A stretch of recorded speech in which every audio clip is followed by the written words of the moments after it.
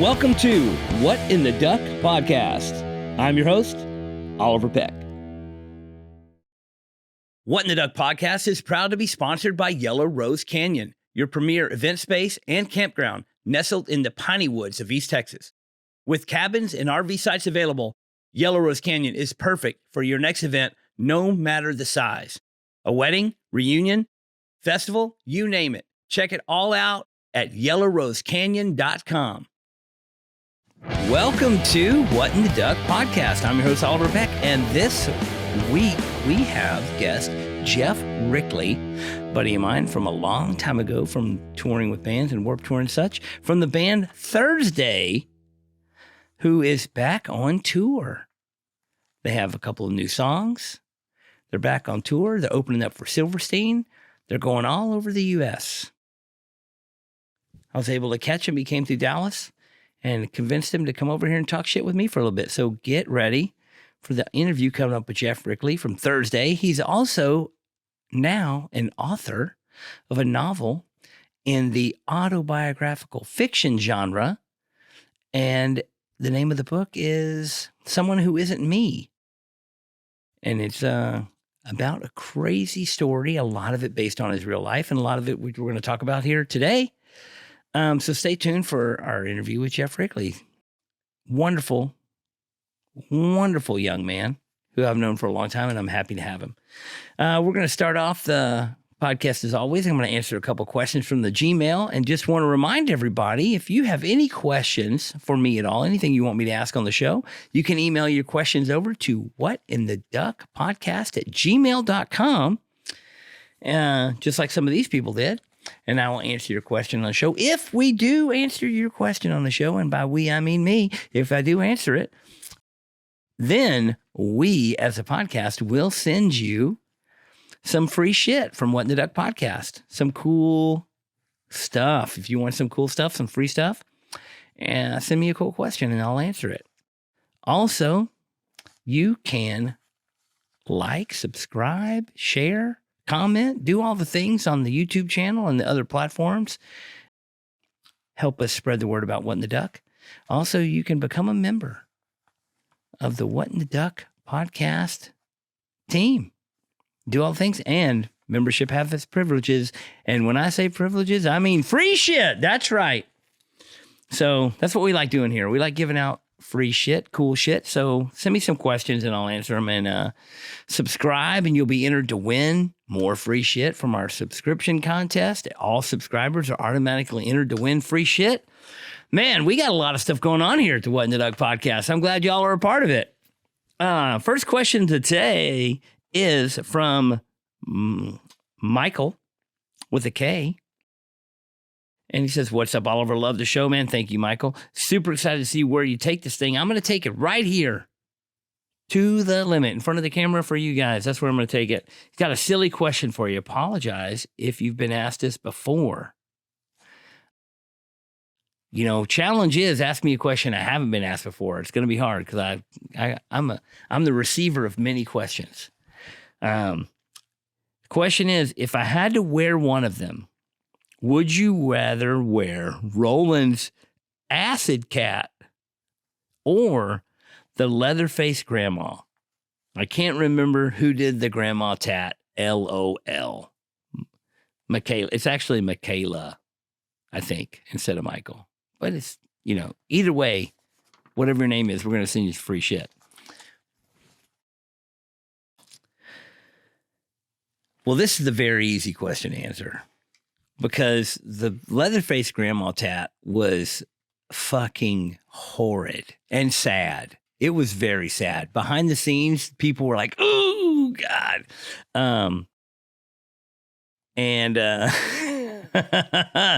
those more cold-hearted of us thought it was very funny. And what a terrible tattoo. And it's, you know, the best part about this is you can't remember who did it, but you remember how bad it was. So somebody's getting off the hook. A little bit lucky. I'm not even going to spoil it for him. I'm going to let him slide right off the hook and not even mention who did probably one of the worst tattoos in Ink Master history.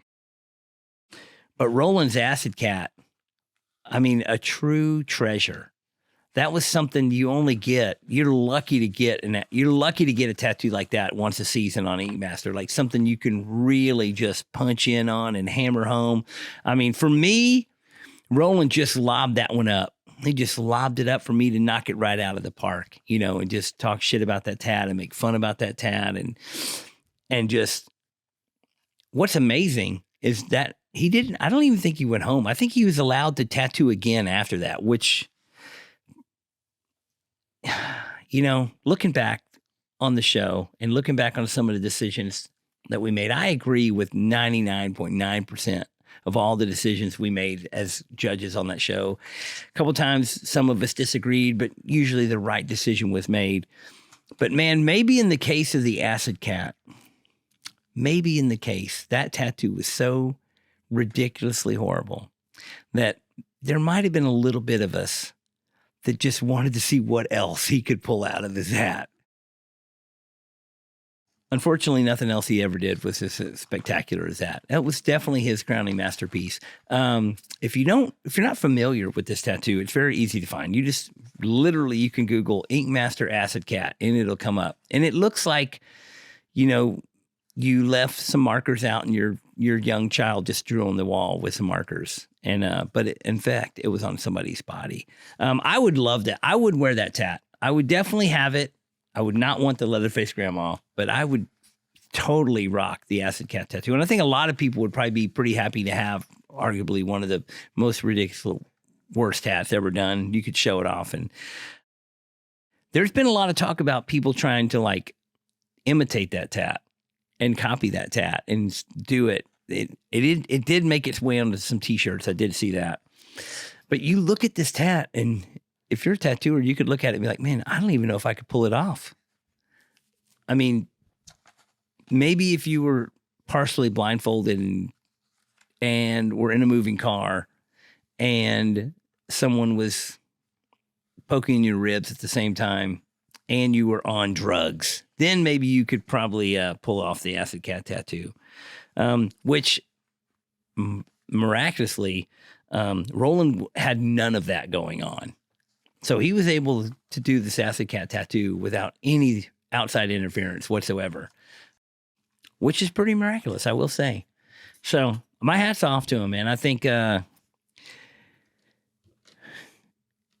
him to stand there and stand behind that tat after he did it, that took a lot too. So, I mean, here's to you, Roland. Love that tattoo. I've said a lot of times on the show there'd be a really bad tattoo. I was like, hey, this tattoo may suck, but I really like it. I have a lot of bad tattoos on myself that I also love. So there's no perfect tattoo. So you have to be able to at least embrace some of the flaws of tattooing to enjoy tattooing at all. And in this case, he's got all the flaws. Next question from Andy from Kansas City. Says, love the podcast. Hope you dig these questions. Take the pick of the ones you want to answer. Well, first question, he says, Mount Rushmore of Texas tattooers. For me, you got to have Bob Shaw in there. Bob Shaw had a shop in Texas, and he had a son who had a shop in Texas, Larry Shaw. And some great tattooers came out of Shaw's tattoo.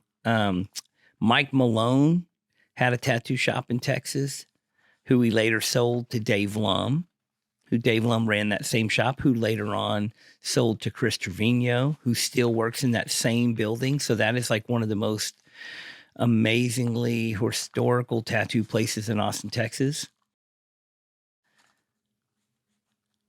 And Richard Stell works for Larry Shaw down there. So I'm going to say, for my personal picks for the Mount Rushmore Texas tattooers, I'm going to put Mike Malone. Maybe not. He wasn't from Texas, but he did tattoo in Texas for a long time. And he was very well known. He became well known while he was in Texas. So Mike Malone, Dave Lum, Richard Stell, Chris Trevino. And can I have more than four? Does it have to be four? If it's, I guess it's Mount Rushmore, we're sticking with 4. So that's it. Bingo. In the same vein of that same question, he says, there is a very distinct Texas style, wild style, in my opinion, which I love. Why do you believe, apparently he's got a typo in here, but it says, why do you believe was at the forefront? Who do you believe was at the forefront of that style? He says, obviously, frankly, Trevino, Brooks played a major role in my opinion, but anyone else since you were embedded in it? I will say back in the 80s and the early 90s, and even before, but my experience in tattooing is that different areas had different distinct styles. There was the East Coast style, the West Coast style, the Midwest style. And they all had their different influences of where they came from. And that's a long, long drawn out story. We could talk hours about how styles came from different places and merged. But Texas, basically in the 90s, kind of popped off in the tattoo magazine era when International Tattoo Magazine and Easy Riders Tattoo and were heavy. There's lots of magazines being produced with a lot of articles on tattooers, and they showcase a lot of current work going on. And that's the way you saw everything. And Texas definitely had this wild style. And most of it was driven from Dave Lum. Dave Lum did the craziest fucking tattoos, like overboard crazy, like too wild.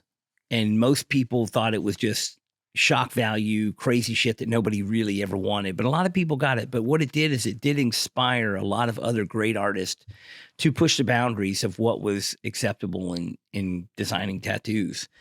And Chris Trevino and Richard Stell and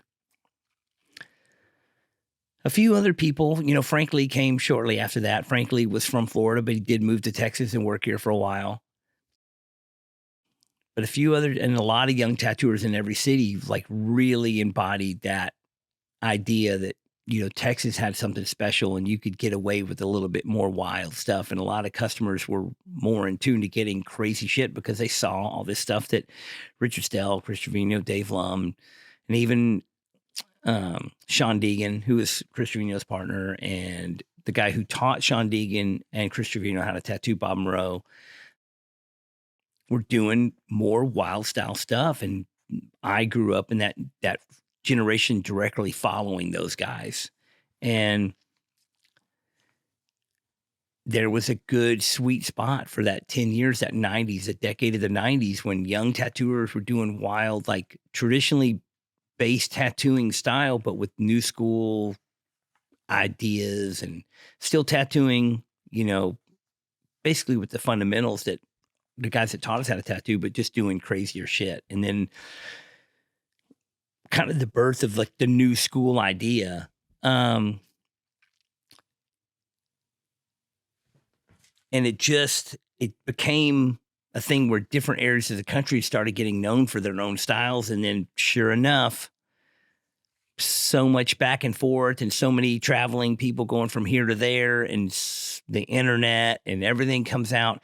Now it's kind of just whitewash, where you can't really look at a tattoo and pinpoint a region that it might have come from, because there's people in every city doing stuff of every style. There's great new school, old school, fine line, Japanese, black and gray, realism tattooers in every single city. It's not like LA was known for the fine line black and gray, and New York was known for the traditional sailor-based stuff, and Texas was known for the wild, crazy, outlandish, new school stuff. We kind of lost that separation. And tattooing is not the only thing that happened to. It happened to everything. Every genre is just, and every city has all the same restaurants, and every city has all the same things, and all the, music styles. You don't really have a music style that's based on a certain location anymore. It's just kind of, everybody's doing everything. And with the internet now, it's definitely watered it all down. But I was lucky enough to be a part of that 90s, early 2000s era when you could really travel to a place and go to San Francisco and see the San Francisco style of tattooing that they were doing at Primal Urge and Tattoo City, and then go to New York and see what they were doing, and then go to Chicago and see what was going on. And basically, I'm just miss the old days, and we're screwed. But man, the Texas style, there's still a lot of those guys are still doing it, and a lot of those guys are still here. But a lot of the greats have passed on, either retired or passed away, and someday nobody will even ever remember it. But Andy from Kansas City remembers. So good job. Thanks for your question. I appreciate it. And stick around. We're going to have a great interview with Geoff Rickly coming up next. So like, comment, subscribe, share, and send me those questions over to the email, whatintheduckpodcast@gmail.com, and I will look forward to answering your questions. All right. Thanks, guys. What in the Duck podcast is proud to be sponsored by Dream Machines of Texas. All of your used motorcycle wants and needs all in one place at dreammachinesoftexas.com. They have multiple locations, large inventory, and get new bikes in every week. Knowledgeable staff with great service, financing and extended warranty options available. They also have a complete service garage, so every bike is gone through and brought up to speed before you hit the road. I've bought more than a few bikes from Dream Machines over the years, and I could not be more satisfied. I have also had friends from all over the country buy bikes because they couldn't find a better deal anywhere. You can buy a bike and have it shipped to you anywhere in the U.S. Why buy a brand new bike with that brand new high price when you can get a like new bike with that dream deal you've been looking for? Go to dreammachinesoftexas.com and get a bike and get your ass on the road. Welcome to What in the Duck podcast. As always, I'm your host, Oliver Peck, and tonight, and I say tonight, I usually say today, but this is a special late night edition. That's right. Which you're going to listen to it whenever you listen to it, so you don't know. But it is nighttime, and I'm here with my buddy, Geoff Rickly, most recently from the band Thursday. And I mean, right. Recently, like 1 hour ago. Yeah, I just got off stage. Yeah, we just went to the show here in Dallas Thursday, back at it again. Oh yeah. And you had a hiatus. We did, yeah. But now we've been back at it for what? now we've been back at it for 8 years. Oh, we've the been back for a minute. Hiatus is over. But you have a new album out within the last year or so. New songs. Yeah, not no album. 3 new songs. 3. Oh, that's an album. People think we're like building up an album, but it's like that's all we've written so far. Maybe there'll be more. I hope so. Well, we'll see. I mean, the show was awesome tonight. Yeah, it was good. You seem very into it. Yeah, I love it. You look really good. Oh, thanks, man. You look good. You look happy. Yeah, I try to enjoy myself a little more. When I was younger, I was very serious about art, which is good, but also to the point of like, I just didn't find the joy in it as much. And now I like let myself have some fun, you know? Well, that's great. Yeah. Well, it looked like you were having fun tonight. And you can kind of get the vibe of a show when the people are having a good time, and it kind of, I've seen a lot of bands get to that point to where it's maybe everybody doesn't get along in a band anymore, and everybody's doing it for money, and everybody's you know what I mean? But then there's the time that when you're just rocking and having a good time. Yeah, I mean, I think it's ridiculous that Thursday's been around for 27 years. It's a long time. So I'm just having fun. Like, if you're going to keep letting me do this, I'm going to try to have fun. I mean, we met in like 2005, 6, 7 era, somewhere in that 3-year range is when we met. But it's weird because we had some mutual friends. Yes. And so it was like, it felt like a long time coming when I finally met you. Well, we bonded over our mutual disgust for Nirvana. Worst alt punk rock, whatever you want to call that band ever, Nirvana. And I was so happy to, meet someone else in our genre that had the disdain for Nirvana that I did. I'm a simple man. Oh man. So we kind of got this thing going where there's like a band that I will like, that's very popular that I will just have a discuss for. And then people are just like, you know, but Up in arms. Nirvana is one of those bands that I don't even understand why people like it. And Pearl Jam, Nirvana and Pearl Jam, those two bands. Pearl Jam I find harder. Yeah. Yeah. There's a lot of disdain for Pearl Jam these days. Yeah. My big thing with the Pearl Jam is that it's crept its way into my classic rock radio. I'm not surprised. You know, I love I grew up on classic rock, so there's really nothing, there's no other radio choice for me in the car. If you don't have Spotify or something, the only radio choice that I can handle is classic rock. I like 50, like even before that, like Phil Spector-y type stuff. Like if I can get like that kind of thing. Good luck finding that. Yeah. It used to be the golden, like that would be the golden oldies. But the oldies are not the oldies anymore. Man, I know. The oldies are like Aerosmith. For real. That's so brutal. And classic rock is Blink-182 and Pearl Jam and insane. I mean, they still play Led Zeppelin and Lynyrd Skynyrd in there, but then they just throw in this other stuff that I'm like, that's not classic rock. But aside from that, anyway, you're on tour with the band called Silverstein. That's right. Which is huge. I mean, did you know they were that big? I didn't. Yeah. I remember they were huge. I remember they did well, but like coming on this tour, I was like, whoa. Like, did you see the production? I saw I saw the line at the merch table. Oh, yeah, that too. But like they have video screens and like all this wild stuff. They don't have any amps on stage because they have like lights and wild stuff. It's like, I was like, whoa, okay. Yeah, I didn't realize that they were still kicking it that hard. And also they never stopped. They didn't have a hiatus. I didn't realize that they had kept on trucking. I just kind of got out of that scene, and I didn't, you know, there's all these things I was very familiar with during Warped Tour years that I just haven't really kept up with that scene for a long time. And so I was like, oh, Silverstein, I remember them. And then it's like, wow. Yeah. People are going crazy for Silverstein. I think Canada has a really good infrastructure for artists and bands to kind of keep like going, you know, because like there's a certain amount of radio time has to be allocated to Canadian artists, which is, I think, a great program. Not a bad idea.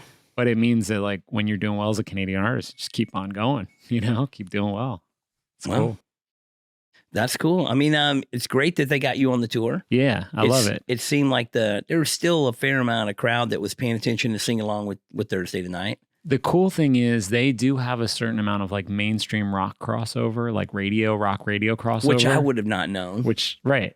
So every night when I ask, there's at least half the crowd that's never seen us, which when you're opening for somebody, you want that. You know what I mean? You don't want to be like playing with somebody where they're getting all the money and you're like, but this crowd is my crowd, right? You don't want that. You want to be playing to new people. So it's been great for us, you know? Well, that's good. Yeah. That's good. And then I haven't heard of the opening band, the Arms Length band. Arms Length, another Canadian band. So I hadn't heard of them before this tour either, but they're cool. I said they're the most Long Island sounding band I've ever heard, and they're from Canada.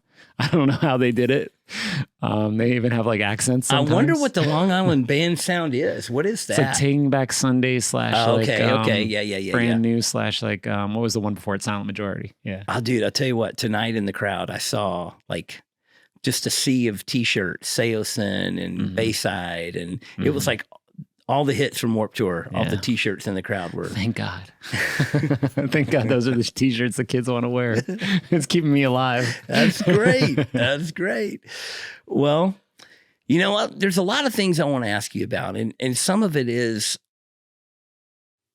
the heavy stuff and the trauma and the because I know you've had some dark times. Yeah, let's have some fun. We popped into this interview all giggles and whatnot, but I mean, there's some heavy topic here, and there's one thing that I've kind of was thinking about with people that I know in bands and people that I know that struggled with addiction and stuff. You know, I've been sober quite a long time, and I feel like I've been sober so long that I've kind of like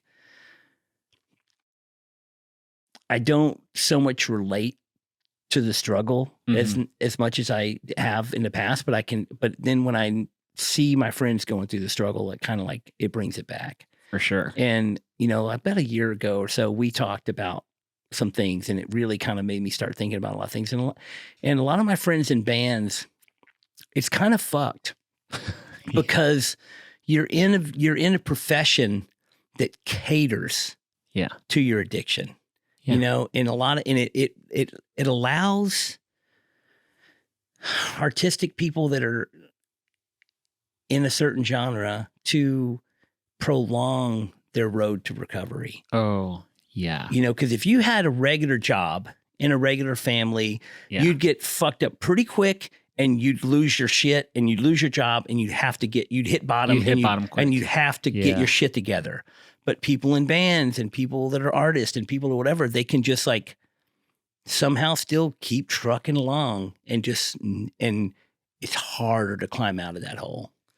Yeah. Well, I think it's also like, you know, when you're on tour, it's like every day's a new day, a new city, a new bunch of people that you can throw up on their floor or whatever. You know what I mean? There's a lot more forgiveness when you did it once and you disappeared for a year and then you came back, maybe you did it again. But there's also it's encouraged. Yeah. And then it's also kind of like, well, you know, it was a crazy night. Everybody wants to party with the rock star and everybody wants to buy you a drink and everyone wants to like share their drugs and everybody wants to invite you to the party. And it's just like, it just keeps rolling.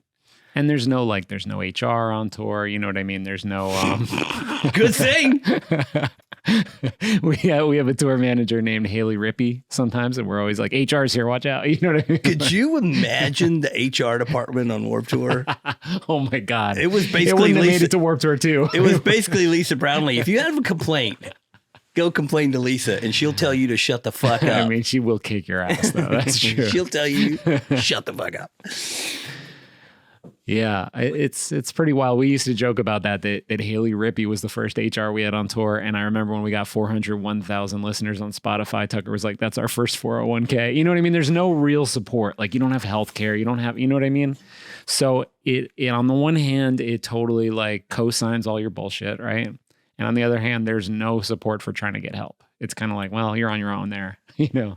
Well, that's the thing. When you do try to get help, it's not even encouraged. Mm-mm. Because your people that you're with and your people that you're friends and your fans, they want you to, they want that experience. They're partying. They want you to party. And like when you're like, it makes it fucking insanely hard, you know? And I've been on tour with so many bands that,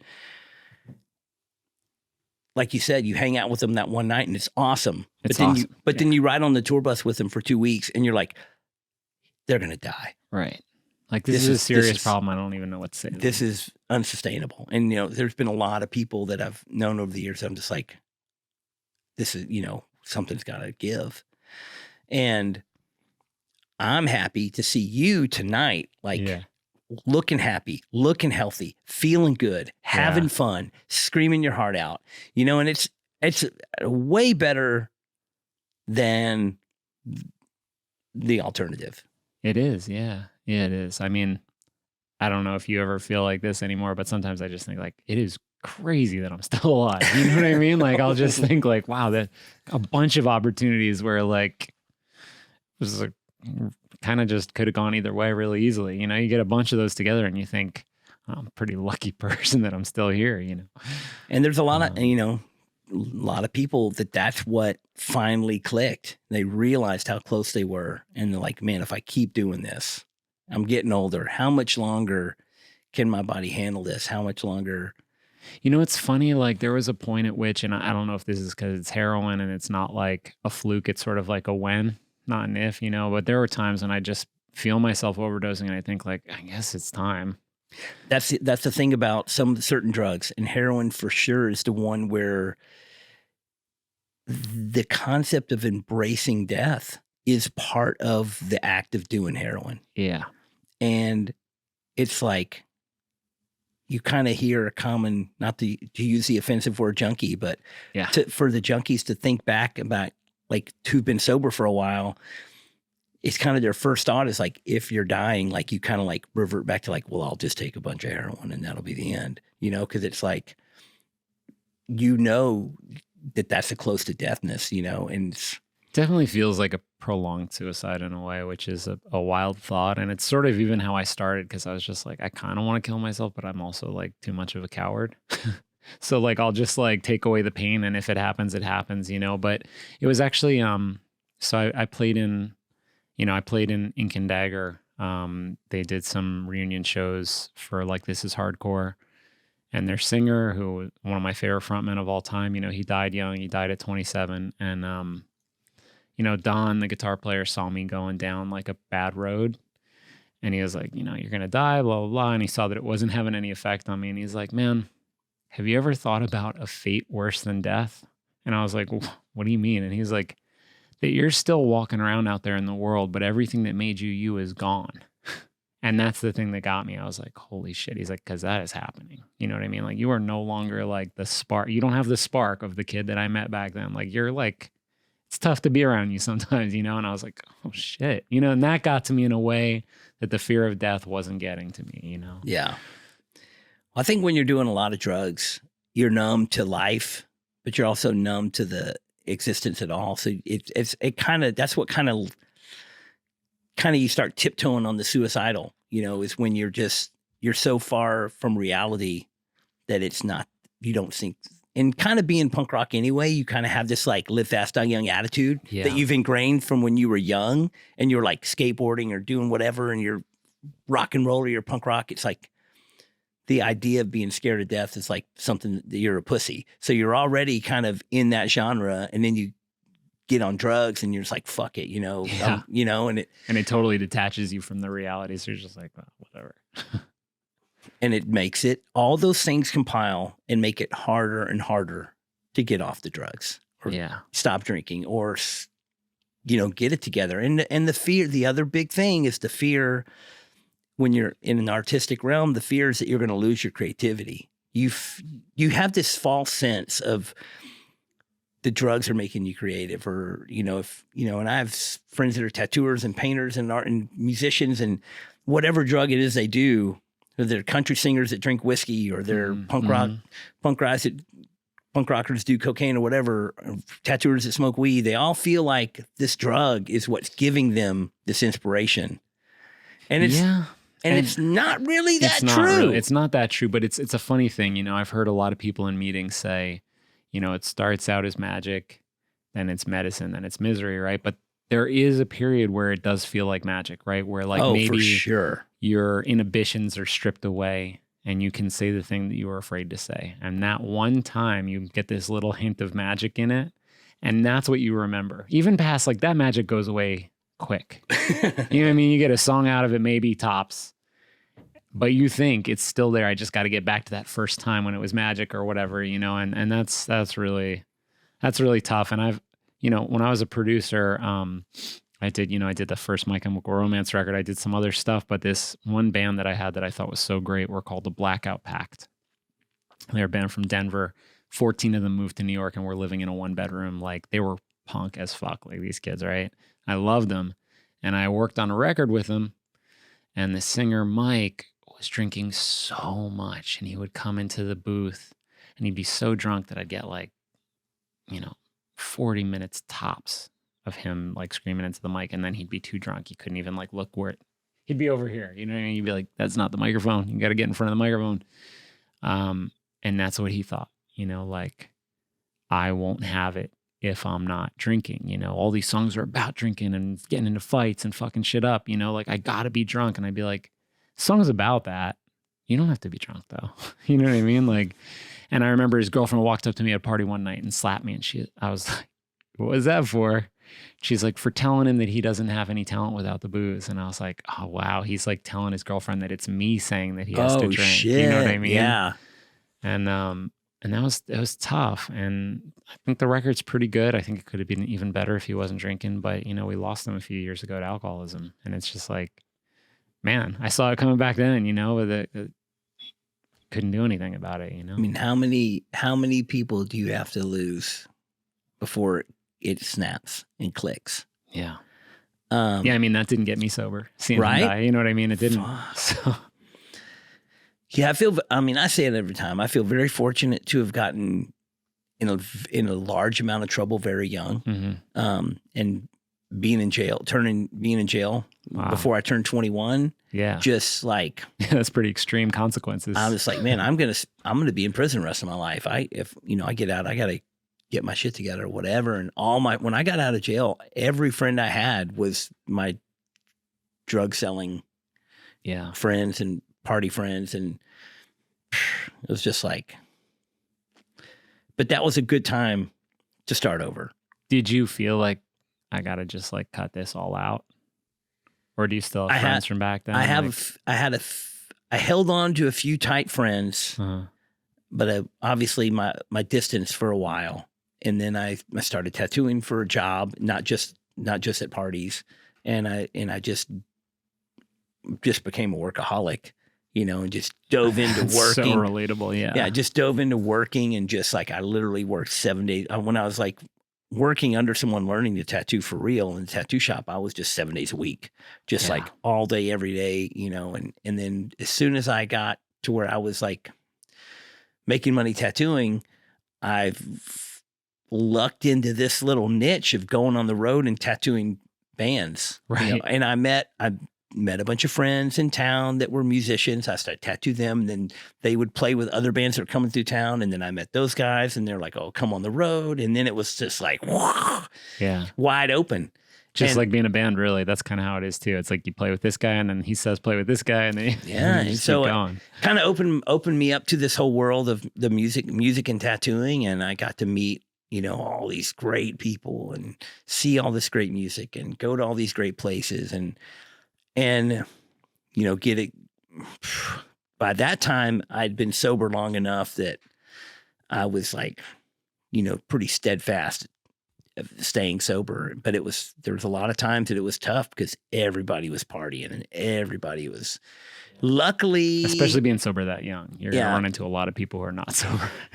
Yeah. And I'm just like, I was like, ooh, it ain't for me. I'm going to, whatever. But,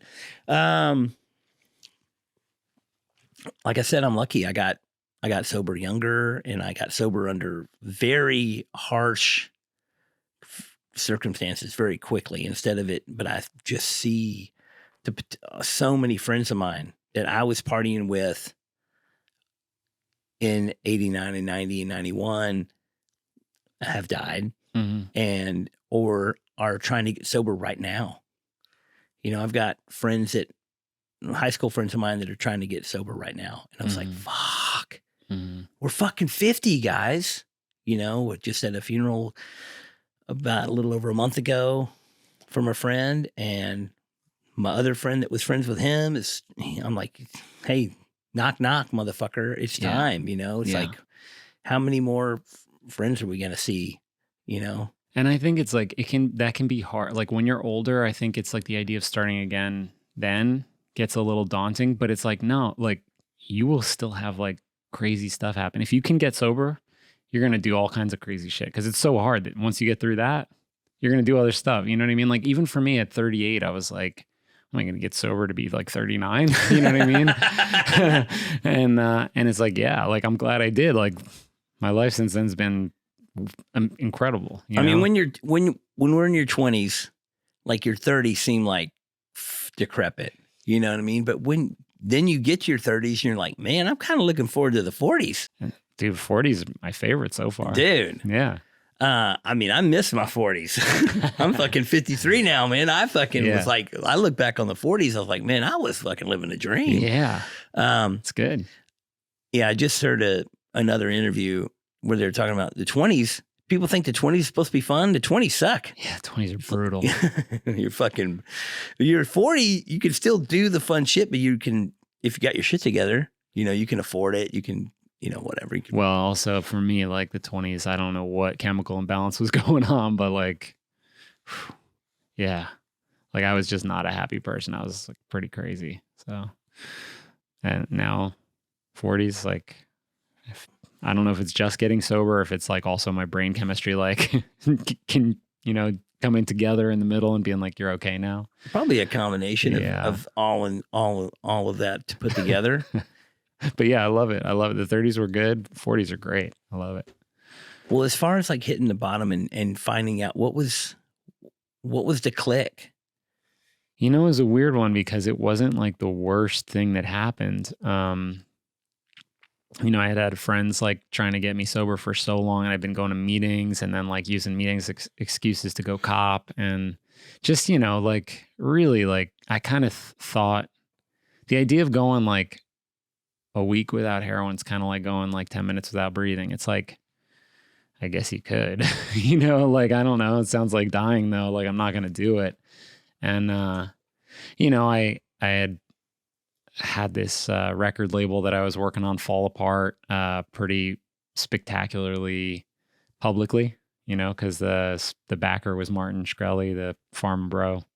And so like when his whole thing came out and he was like, it like destroyed the whole label too. And then I was trying to learn how to like file for bankruptcy for businesses and stuff. And my girlfriend like keeps finding heroin. Like I'd sew it into like the lining of my coat, you know, Not funny, but we're laughing about it.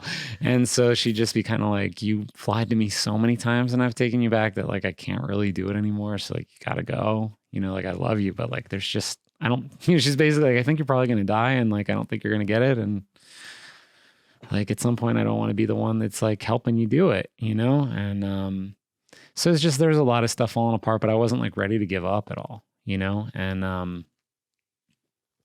was like working PR for this company at like $18,000 a year. And just, it was just miserable, like going around trying to cop all the time and having people yell at me all the time. And just one day I copped and it was like, it just wasn't working. Like the heroin, like I was like, I think it's fake, you know? And like brought it somewhere else and the person took it and was like, nah, it's good shit. And I was just like, whoa. Like, yeah, you're broken. I'm not even getting high anymore, you know? And I just remember, I've heard this from a lot of people that they get to this point with certain drugs where you don't even get any of the enjoyment out of the drugs. The only thing you get out of it is a short recess from being sick, you know, and then you just right back to needing it again. And the magic is gone. Yeah, the magic is gone. The medicine's not even working, right? So it's like, and I remember just thinking like, well, I don't have any money left. I filed bankruptcy. Drugs aren't working. And I was like, I have enough on my credit card to like go to Mexico and basically kill myself on the beach. Like, I guess I'll do that. And just this little thought popped into the back of my head that was like, what if it didn't have to be like that? And like, just for a moment, I felt that good feeling, you know, like not even like being high or like, you know, I'm not like, oh my God, you know, it was like sort of like just like a hug from mom kind of feeling. Yeah. What if I could get out of this? Yeah. What if like life could be different? I could be like a good person again, or like I could like not be so sick. And, it just was like just a moment of that good feeling was enough for me to be like, I got to reach out and get some help like right now.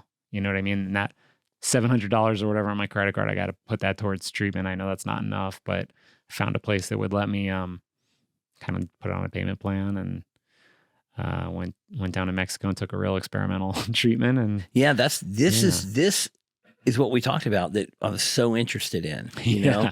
And you know, one of the things I told you then is that kind of what I lean into when I'm interviewing people is what major life change have you been through to get you where you are? Because anybody that does anything extraordinary has had a major struggle to get there. Yeah, you know, and anything that comes easy is not going to be extraordinary. You know what I mean? So it's like the major life changes and the major struggles and the major breakthroughs. Who did you know that knew about this treatment? It was Don from Ink and Dagger, who was just like really like weirdly kind of like a, you know, trying to make sure I didn't die like his other friend who sang for Ink and Dagger. You know what I mean? I think that has to be a part of it, is that he saw one close friend go down. He was just like, nah, like I'm going to do my best. And, you know, he did a bunch of research and he was like, this thing shows promise. So he hadn't done it. No, he hadn't knew anybody it. did it. He just heard about it. I think he knew one person that did it and was like, it can work. You know, like, I'm not saying it will work, but it can work. And you're at the point where it's like, what do you got to lose, man? Like, these is the last days. You're at the end of your rope. Like, it is dangerous, you know? But I think for you, every day is dangerous. Every time you cop is dangerous. You know what I mean? You don't know what you're going to get. And so he even made the contact, like found like the leading guy in the world that knew about it and put me on the phone with him and they took me, and I just flew down and Well, how much? said, fuck it. So it's kind of,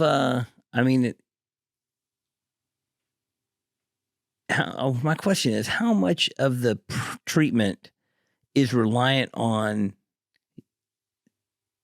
you wanting to get better? Because, like with AA and NA, it's 100% reliant on you making the work and deciding and making a life change. I believe it's heavily on whether you're ready or not, because I think all the drug, so the treatment is an experimental drug called ibogaine. It's like an African root bark shrub. But isn't it, is it related at all to the ayahuasca family at all? No. Nothing. It's this weird root bark that they shave, and in ceremonial, like certain tribes will ingest like massive amounts of it, like handfuls and handfuls until they're ride throwing the up, snake and to then just keep Valhalla. Yeah, and they'll do 48 hours of Yeah. tripping hard, Yeah. right? And they'll do it in the jungle, like deep in the jungle, where like I mean, people are fanning your face. What you and- just described sounds like the same stuff people describe ayahuasca with. right, but ayahuasca is shorter, Okay. shorter trip, and so the people that work with ibogaine, they say ayahuasca is known as the gentle mother. Mhm. And ibogaine is known as the harsh grandfather. It's like whatever like loving embrace that you're given with ayahuasca, this is like, you are bad. And this Yeah. is why you're bad. Look at yourself. We're going to whip the shit out of you. Yeah. We're going to kick your ass until, you've examined every choice you've made in your life that's gone wrong. And so I went and took that. And I think the reason that it's so indicated for heroin users is it gives you like 6 months where you're not physically dependent. But the thing is, you could still go out and use it. Yeah. Because you're like, I used to really love it. Maybe I'll get high again. You know what I mean? Yeah, that's so the you have to slippery be slope. ready. Yeah. You have to really be like, and for me, it was like, well, how painful this is to go through. That's part of the appeal for me, because I want to be in a place where I'm like, I never want to do this again. Yeah. This is my last time. Like, please, like now. So it was like the moment I got home from that trip, I went straight to AA.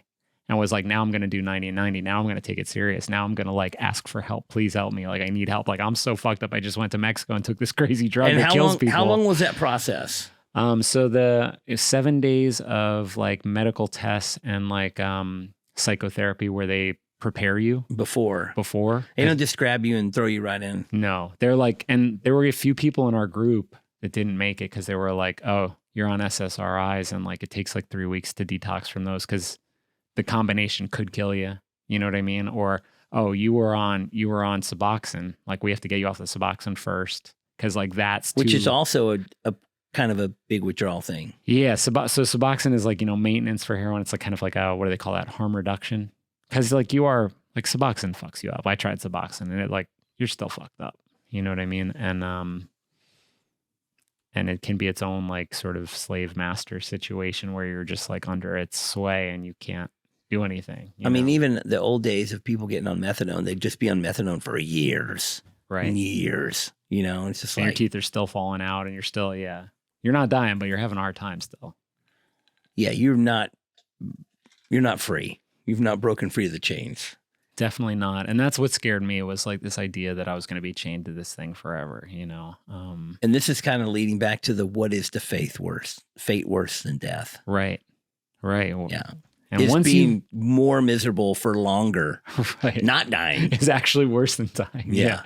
And like having everybody's memories of you. This is the thing. If you die quick from drugs, people remember that you were a great guy and it was sad that you died from drugs. If you die long from drugs, people are after you done burn every fucking bridge and everybody's sick of you and people don't even know. People are like, yeah. It's like you hear sometimes, sad enough to say, like sometimes you hear somebody pass and you're like, oh man, I didn't know they were still alive. Right. Years have gone by and you're just like, ooh, they just died? Right. Like if you would have told me 10 years ago they died, I would have been like, yeah. Yeah. I mean, I have, the thing is that I find so inspiring is like I have one sponsee who's older than me by quite a bit and was like a 30-year junkie.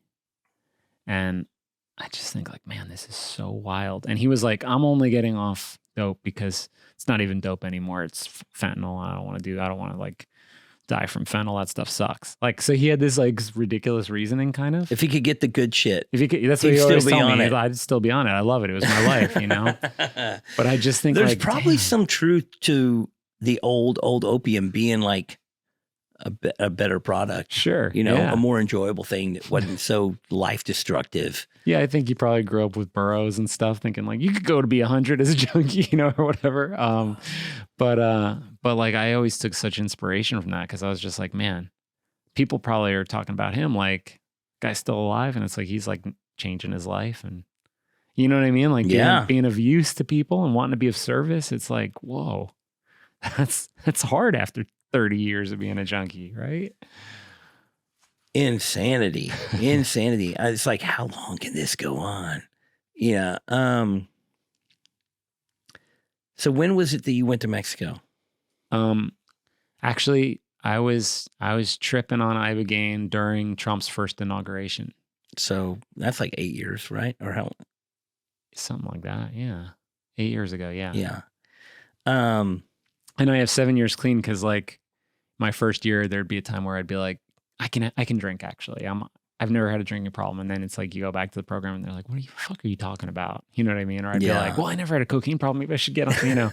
I've seen that a lot. People just change gears. So like, I'm not going to do this drug anymore, but I'm still going to. My father was a heavy alcoholic and he did a lot of drugs, but mostly alcohol. I mean, he, came back from Vietnam doing heroin and LSD and all kind of crazy shit. And then mostly just ended up drinking. And when I got sober, I just knew. Like my father struggled and didn't get sober till he was in his 40s. And I just knew that I had a problem drinking. Mm-hmm. And I knew that if I drank again, I was going to do drugs again and be back in jail. You know what I mean? I just, for some reason, I just, in my, I was in jail for like 8 months, it's a little more than 8 months, almost 9 months. And that's a long enough time to totally be clean and clear, and I just, in that journey I just knew if I drink again, and I had so many friends over the years get sober off of drugs and then think they could drink again. I can just drink, everybody's drinking. And I was just like, I am not, I just knew. I just saw the future. It's amazing that you did.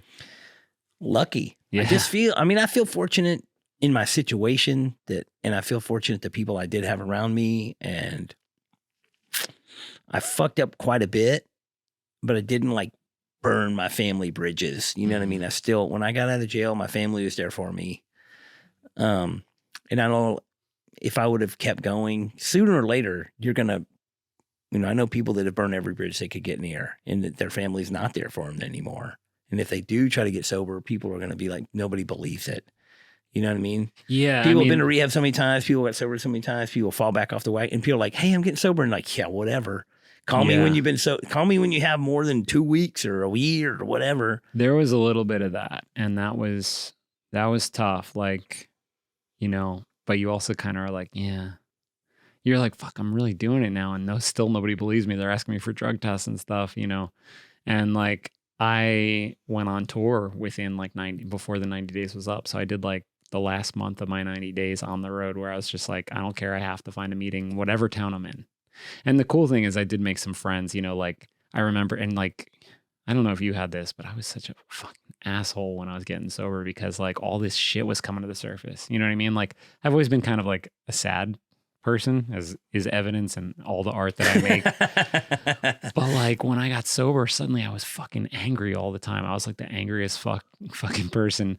And I was like yelling at this sound person one day, and she stopped me and she was like, do you need to hit a meeting?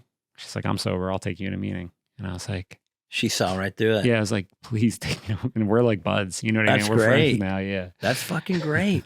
I've always been a very happy person.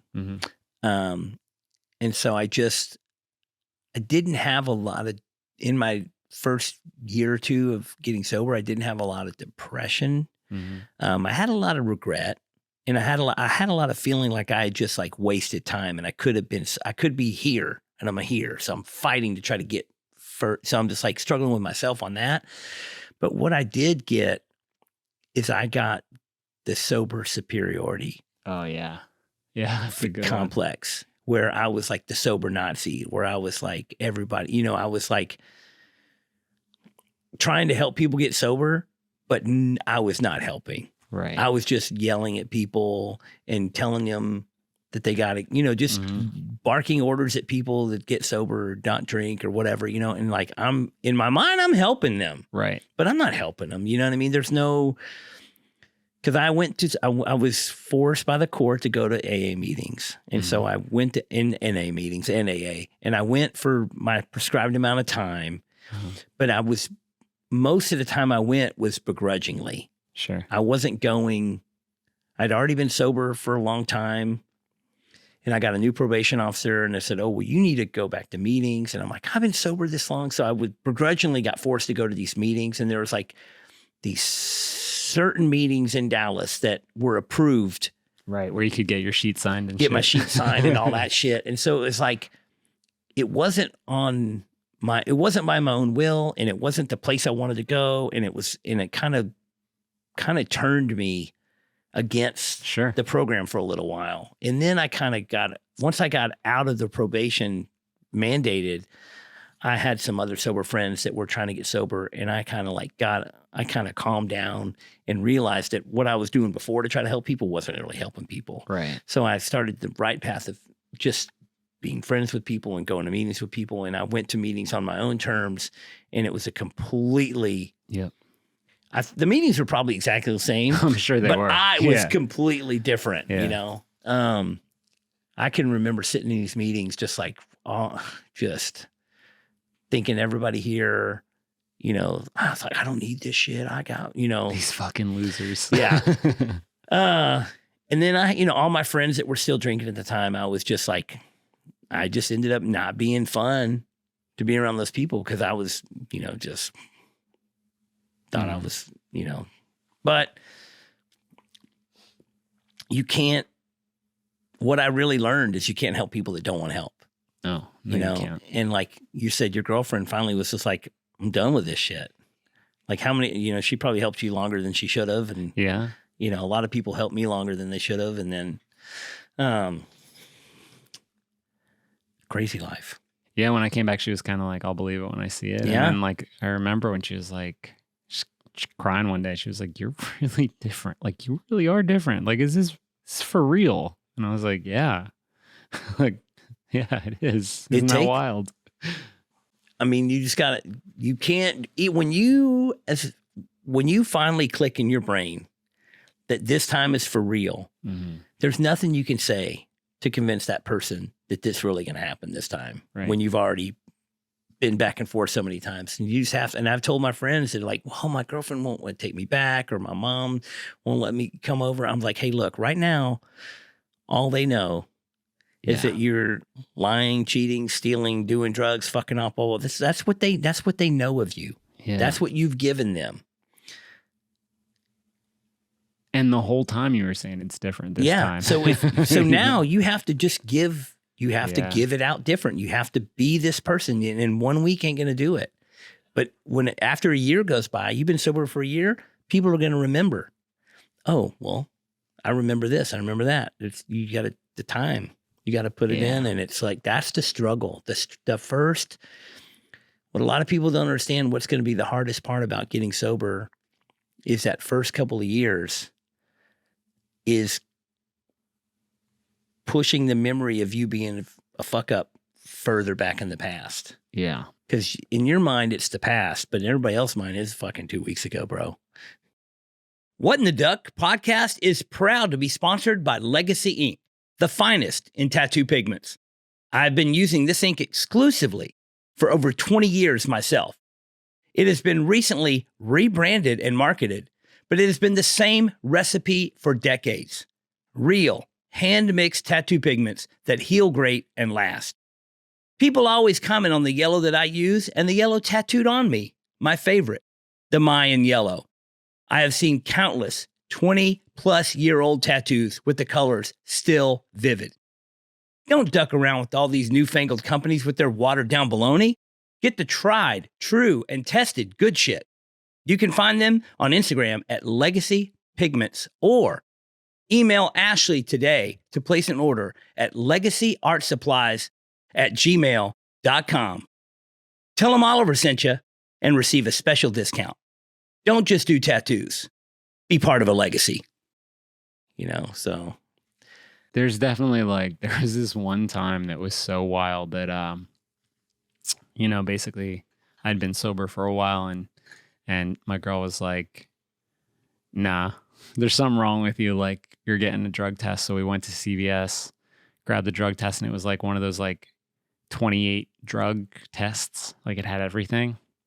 And I went and pissed in it, and we went and looked at it, and all of them were positive. She's like, you motherfucker. And she was like, you've been doing holy shit, PCP, all this stuff, the antidepressants, everything, right? And I was like, I literally snapped. I was was it light up a different? It was all around the cup. It was all different strips that went up, and all the strips had turned color. And I was just I literally almost snapped her. I was like, maybe I'm out there. Maybe I am still fucked. I don't know. Maybe I'm crazy and I don't know what's going on, and then we looked and it was 5 years past the expiration date. Oh my God. It was just a totally had gone bad. And so we got another one and it was fine. But it was for a minute, everything was bad. You know what I mean? How could you? Where did you find PCP? Yeah, I was like, damn, Angel does. Have you ever done PCP? Not on purpose. Oh man, that's the exact story. I did it one time. Somebody had a joint that was laced, and I smoked it, and it was.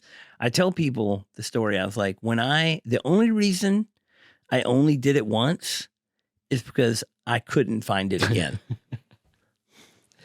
Literally the next weekend, we were like, where do we get PCP? Whoa. Who has it? And everybody's like, I don't fucking know where to get that shit. Nobody, and it's just like, damn it.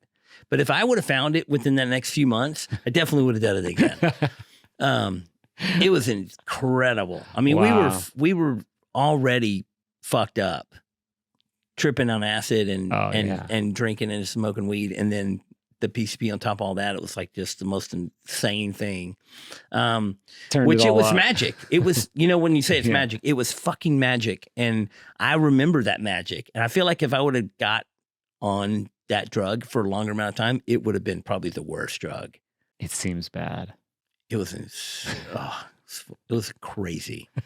Yeah, you see those videos of people that fight off 20 cops. You're like, oh yeah, I know that feeling, dude. People jumping off buildings. I'm like, oh, yes. That's real. Fucking crazy. But I'm lucky I didn't find that drug again. Yeah. And shortly after that, I got arrested and went to jail and saved my life. Yeah. Yeah, jail definitely saved my life. Wow. But I went to jail quite a few times for short spurts and, a day or a weekend or a couple days. And it's nothing. You get back out of jail and you go straight back to doing the shit you were doing. But luckily for me, my mom did not get me a lawyer. I did not get bailed out. I had to sit in jail for a month waiting to go to court, and then I had to get sentenced, and then I had to go to jail, and this whole long time. It's exactly better than any rehab, because I'd been to rehab before. Mm-hmm. And rehab, 30-day rehab, your friends pick you up at the rehab with drugs. Right. Yeah. I mean, that's any time that it'd be oh, go to detox or go to do this. It's that's all you're thinking about the whole time. It's counting down the days until you get to do the drugs again, Yeah, not long enough. But yeah, that 8+ months is the ticket. And the jail sentence I got sentenced to back then was a boot camp program where it's basically the Scared Straight program for people that were 21 and younger. Luckily, I was under 21 when I got sentenced. Turned 21 in the boot camp program. Wow. But it was it's like being in the military. Did you learn anything there at the boot camp that you're still good about? I learned a lot. Like climbing a wall or something? I learned how to shine my shoes. I learned how to march. I learned how to, and we picked vegetables. We dug ditches. We did a lot of things. But what I learned is that I could do anything. Mm-hmm. You know, the things like the day I showed up, I was weak and fucked up and sick and shitty and scrawny little kid. And by the time I got out of there, I could do 500 push-ups. I could run 10 miles. I could dig a ditch for 8 hours a day. Wow. I could do anything. Like I learned that when I got out of here, I could go anywhere. I could do anything I want to do, and I could make anything fucking happen. That's what I fucking learned in boot camp program. And whether it was, you know, I got a job, first job I got, I kicked ass the job I got. I got this job at this conveyor belt factory in downtown Fort Worth, and I was like, within a month, I had a plaque on the wall, Employee of the Month. You know what I mean? As a 21-year-old kid, I was in there busting my fucking ass, running circles around everybody. You know, all the older guys like, hey, kid, chill out. You're making us look bad. Right. You know, and I was like, I can do it.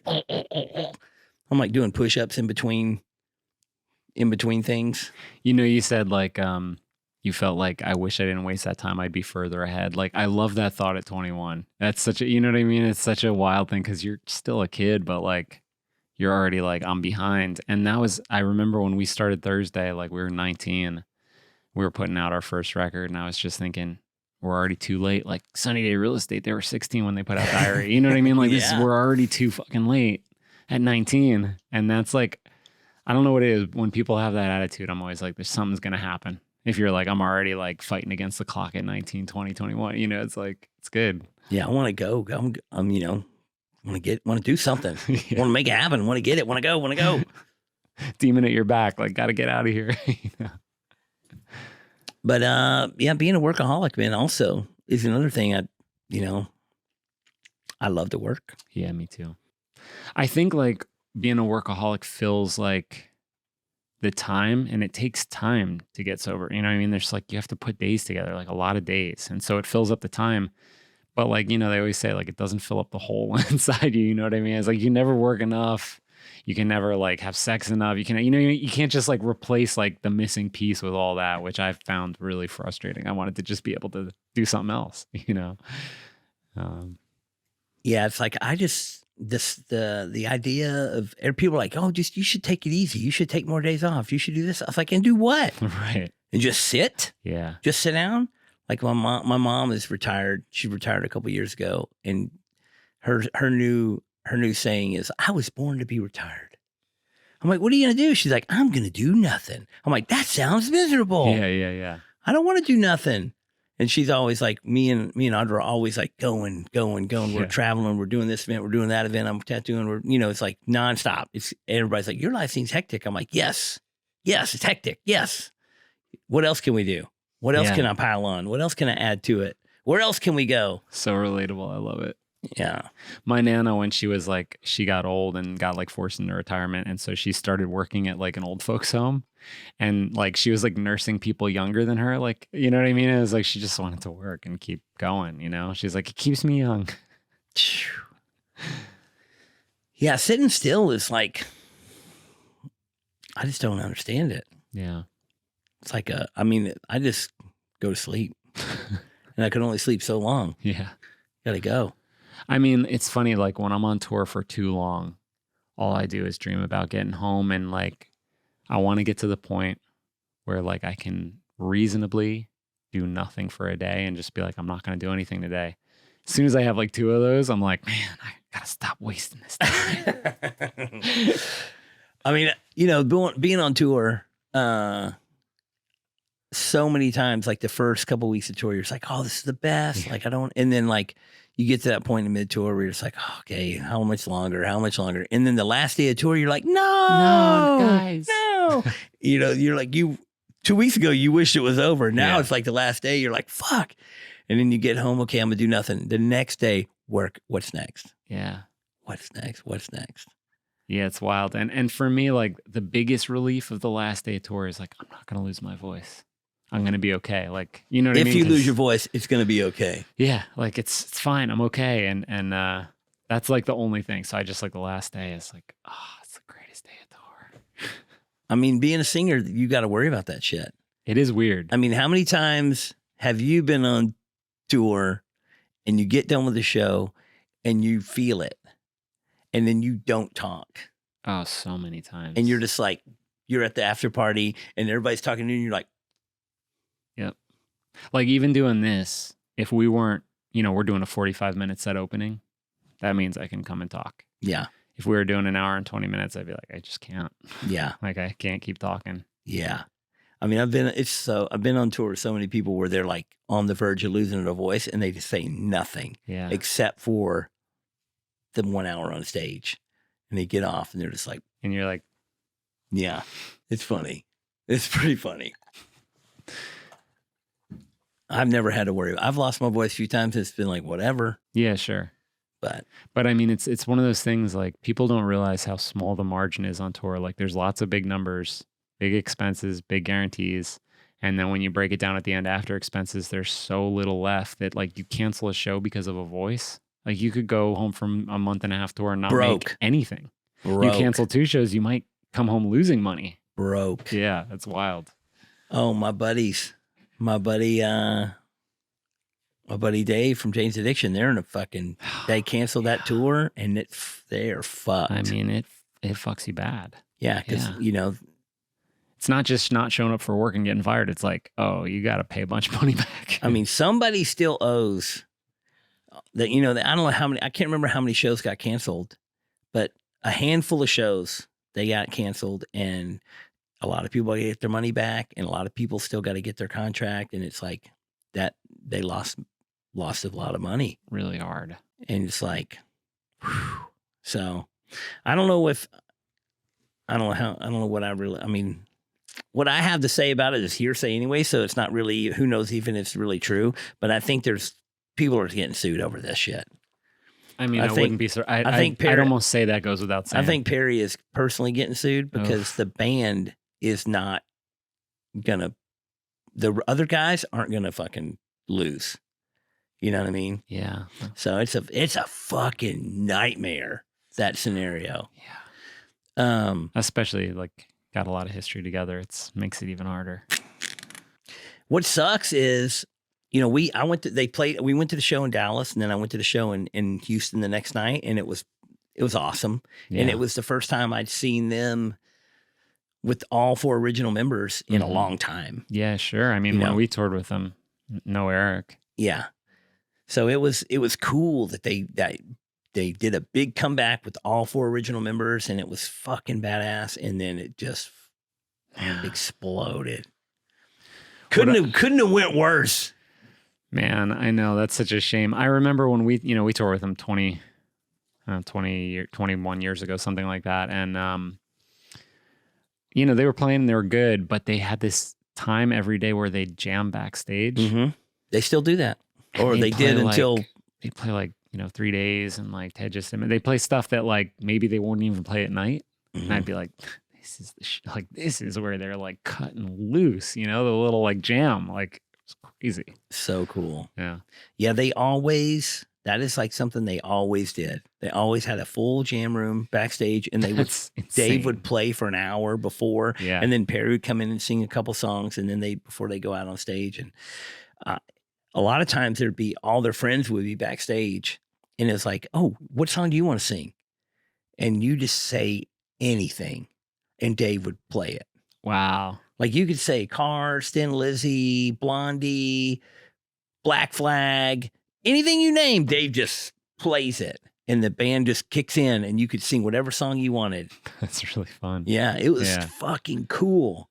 I mean, and then Perry wasn't there for that part. Uh-huh. Perry would come in right before the show and sing like 3 songs to get warmed up and they'd play 3 Jane's Addiction songs. Mm-hmm. And they'd always play 3 songs that they weren't going to play out. Yeah. I mean, those warm-up songs were killer. So cool. So cool. And I mean, growing up, that's one of my favorite bands. Yeah. I mean, I recently rewatched like the Nothing's Shocking era. They headlined Madison Square Garden. Oh. And that's so like, it's like they were. Yeah. Really, they played the Fair Park Coliseum thing. I think in 90 or 91, it was that Nothing Shocking tour. The place in Dallas where Warped Tour is, mm-hmm. There's also an indoor like concert venue there. Okay. And that's where they played. And that was one of the best concerts of my life. Right. Maybe like a year before he died, we were playing this festival and Taylor Hawkins like knocked on our door and just came in and started talking to us. And we talked to him for like maybe an hour and a half, and he was so friendly and cool and whatever. But like half an hour of it was just him talking about like Jane's Addiction being the greatest band in the world and like growing up in LA and like he loved Dave. Oh man, he was just like, it was so cool. He was just like in a rapture about how great they are, I mean, Dave and him had like a very, very special deal, and that band that they put together right there at the end, I think was going to be something really cool. NHC, I think they called it. This was who was the C in that? Navarro, Hawkins, and somebody else. I can't remember who the C was, but that was going to be something over the top, I think. Yeah, and it just, I mean, that was hard for Dave when that whole thing went down. I'm sure. Yeah. But yeah, I still love Jane's Addiction. Yeah. And another guy who struggled with addiction, with drugs for many, many years. And I think that, like I was saying earlier, it's just like, how do you not be that guy? You're in that band. You're this guy. You know what I mean? It's like, it's funny, like when the Chili Peppers all got sober, and then they all got mad at the one guy that was still on drugs. He's like, hey, I didn't change, motherfucker. Y'all changed. You're the one who changed. He's like, I'm still doing the same shit. I thought, I remember being young and thinking, John Frusciante's was the best. Oh, me too. Member of the band. Yeah. And I was like, yeah, fuck all them. Telling him the fucking... He's the magic anyway. But yeah, it's tough. It's tough being in a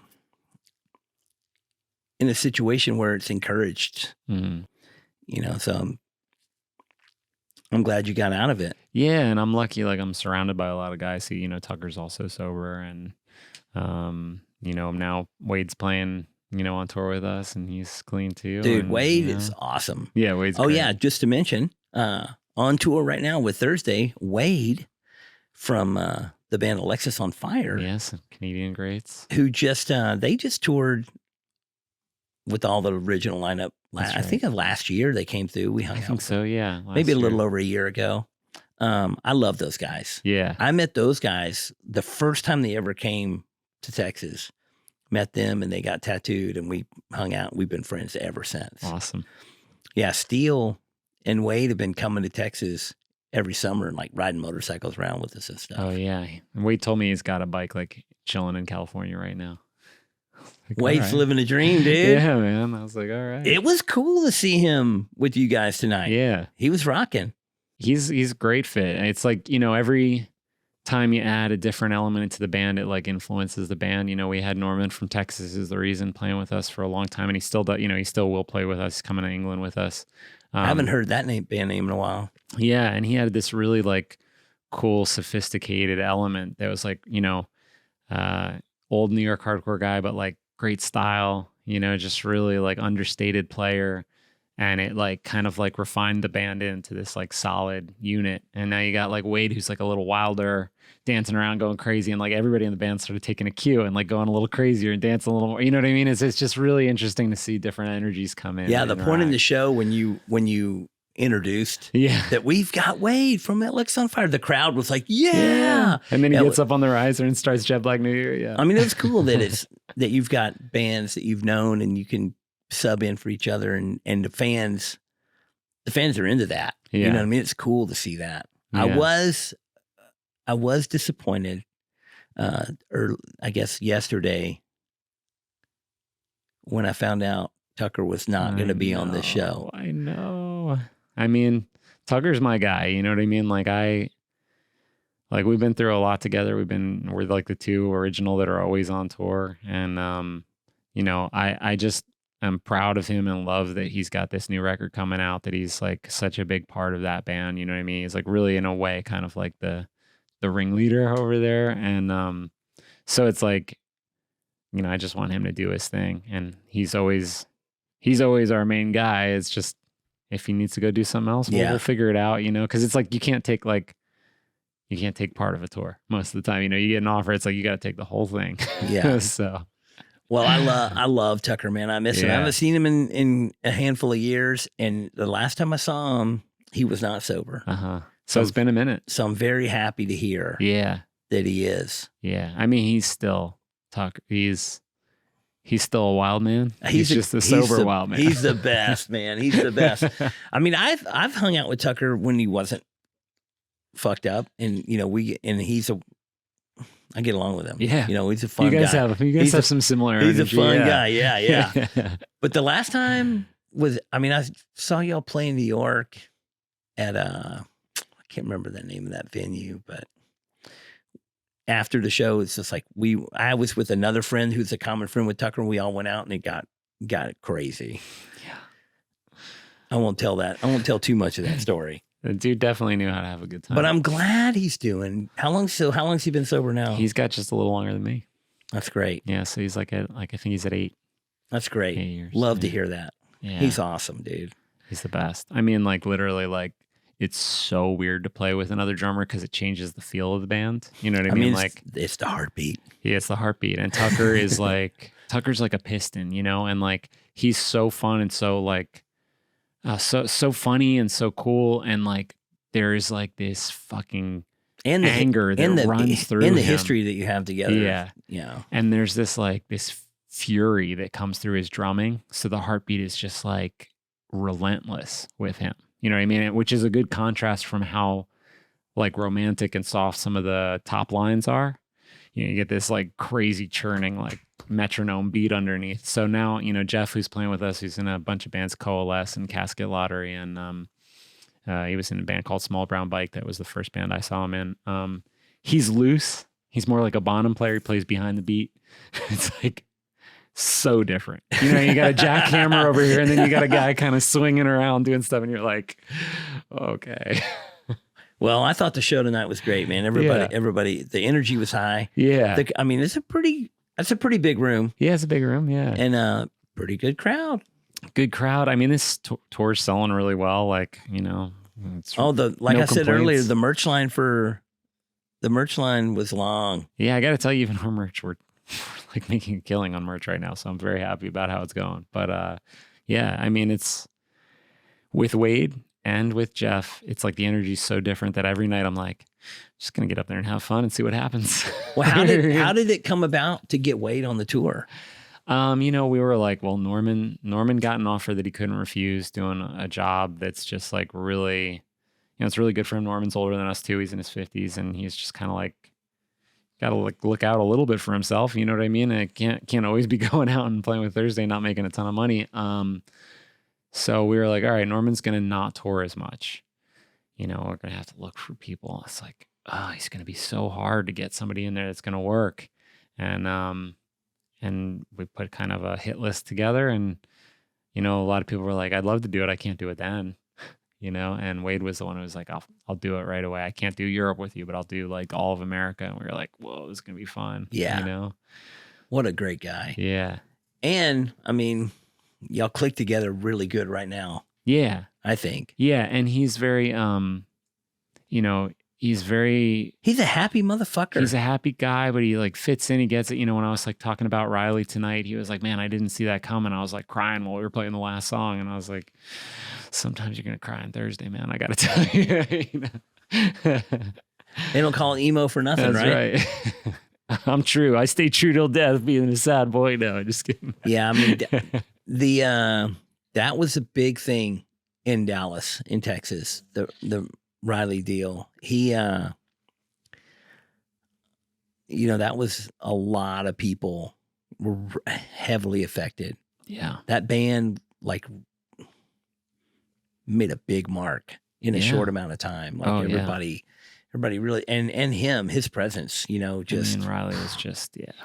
It's funny how I knew those guys when they first popped off, and I was shocked when I realized that people other bands from all over the country were just so into them and you know, so in tune to them. And I was like, whoa, you heard of that band? I'm like, fuck yeah, we heard of that band. I'm like, I thought they, you know, I didn't know that anybody outside of Dallas had heard of them, you know, but I mean, obviously later on I did, but yeah, early on, I had a friend that was like, we were in Texas, you know, we were in Austin. He was like, you got to see my friend's band, Riley's band. Like, I think you'll like him. And I went and I was like cracking up because I was like, whoa, this is like a real thrash band. You know what I mean? Like, this is like, they're doing it. Like, it's not, it's like real, you know? And then when I had a record label, Riley was telling me like one of the deals that they were in record and he was not into it. So I was like trying to get him off the label and sign him and stuff. You know, it was just. And now they're back on tour. Yeah, they're doing their thing, and I wish them very well. You know, like it's a lot to go through for a band. Yeah. You know, so like I really hope, you know, they keep doing it because it's inspiring. I was just talking to a couple on the other like a couple weeks ago. They're going out with Pantera, right? Wild. Yeah. Wild. Like that's a huge opportunity. It's a crazy. I mean, it's always weird when a main member of the band is no longer around and then the band keeps going. Yeah. And it's like Pantera is like in the same boat. Right. You know? That whole Pantera scenario, like that's a Dallas big shockwave for Dallas hardcore people. Yeah. You know? So I think that it'll be very interesting to see how that tour goes with those two bands. And it's like it'll never be the same without Riley. Once you accept that, you make something new out of it. You know what I mean? Like something that honors the spirit of the band and it still rips. And you know what I mean? It's a tough situation, but like as long as you accept, like there's no other Riley. Yeah, it's going to be a new singer. You know, it's a tough thing to overcome when a band replaces a singer for whatever reason it may be. Yeah. Even my time, like, and it was a limited thing. It wasn't like meant to be a new band, but like my time doing those Ink and Dagger shows, it was really hard because it was like, he was my favorite frontman. Yeah. He was my hero. Like, I'm not going to replace him. I'm not even going to do him justice, but I'm going to try my best to honor what mattered so much to me about him. You know what I mean? And that was like real early on, I was like, I'm not going to say anything on stage. Just going to sing the song. I'm going to sing his songs. Like, I don't have anything to add. You want to talk? You're in the band. Go ahead. But I'm not going to say shit. And they were like, okay. Like, I think they got that I was like, this is like a ceremony. Yeah. You know what I mean? Like, this is like, I'm here just to like be like a channel for this guy's spirit. You know what I mean? Well, that's pretty fucking cool. That's a pretty cool way to look at it. Yeah. I mean, I think it's, you know, it's different because we were just limited little thing. Yeah. You know? But it was cool and meant a lot to me. And it was also really hard because notorious drug bands, and I was like in the deep end, like just like, yes, let's go. You know what I mean? Oh man. So party time. Yeah. So so going forward, you got a couple new songs, not an album. That's right. But new songs are out. New songs that are all good. All three are good, which I love. What is it? What do you attribute to only making a couple singles as opposed to making a whole new album? Is it just the way the music business now that it's easier to just make a song and put it out streaming, or is it like? Well, I've kind of had this feeling that like I'll see a band that I loved growing up and they're back on tour and they're killing it. They're awesome. And so everybody's like, they got to do a new record. And they're like, we're on fire. There's more people than ever at our shows. So they rush out a record and the record fucking sucks. Or it's not what the fans want. Yeah, or it's one or the other, or it's just like, or it just feels rushed, or it's just like they're trying to recapture exactly what they had 20 years ago, and it's like you're never gonna. Yeah. So I just kind of was like, I just don't want to rush out a product. Like if we make music, I want it to be, oh, we finally made a song that's worth putting out. You know what I mean? Because we were writing, and I'd be like, like if it's not going to add anything, if it's not as good as the rest of the catalog, I just don't want it to come out. Like why dilute it? Like we made a bunch of great records. Yeah. You know what I mean? I'm very proud of everything Thursday did back then. And then I remember we finally hit one that was like really good. And yet we couldn't agree on this one part. So I was like, I guess we're not going to use this song. And then we had another one that we really liked. And it was like, okay, we're going to put this one out. And then we like wrote one more. We were like, oh, we're going to put this one out. And then it was like, oh, we found the part for this one. So now that's coming out, you know? So it's like, I don't know. I'm not saying we'll never have another record, but I wasn't kind of like, I just wasn't really feeling a record in any way. And I was also kind of like, people are coming to see us because they love our old records. I don't want to get up on stage and play like, here's 7 new songs and here's a couple hits, you know? It's like with a new song, you put out a new song, one new song, you can put it in the set list, no problem. Yeah. You put out another new song, you take that one out, you put in this new song, you know? I do feel like that's a big thing in the longevity of a band. You know, you go see a band that you've loved from 20 years ago and they play a bunch of new songs. Yeah. And it's like everyone knows it. The band knows it, you know it.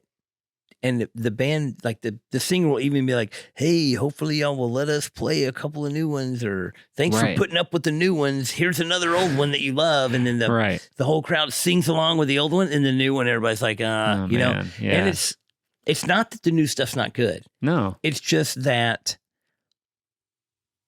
everyone in the crowd has been waiting for years to see you play this old shit that they remember from years and years ago. Totally. So you got to let that new album get out there. Play one new song. Let people go home and listen to the album. Get used to it. Then maybe, you know, who knows? I think, you know, it's like the thing about being a band is in some ways it's kind of a service position. You know what I mean? It's kind of like a bunch of people have like really bent over backwards to be here tonight. Like a lot of them have driven from far away, gotten babysitters, like, you know, they've made a whole thing out of it. Some of them have flown in, and it's like, you want them to have a great time. You want to be a conduit for people to love music. You want to put on a great show. And that means you want to give them something that they want. And then you got to find some place where you can surprise them too. Yeah. You know what I mean? Something, because if you give them exactly, this is the funny thing about music, and I think probably all art in general, you give people exactly what they want. Like, oh, that's boring. Disappointing. Yeah. You got to, you know? Everybody wants to be there when they feel like something crazy happened. Something crazy happened, but also I got a lot of the stuff that I wanted out of it. So it's like, it's a balance. And I think it's the same as any kind of storytelling, making a movie. You know, it's like, you got to give them one punch when they didn't expect it. And then the rest of it, you can kind of give them a little familiarity. I mean, there's bands that I love that I've loved since I was a kid, like Social Distortion, and you go to a Social Distortion show and it's like exactly the same.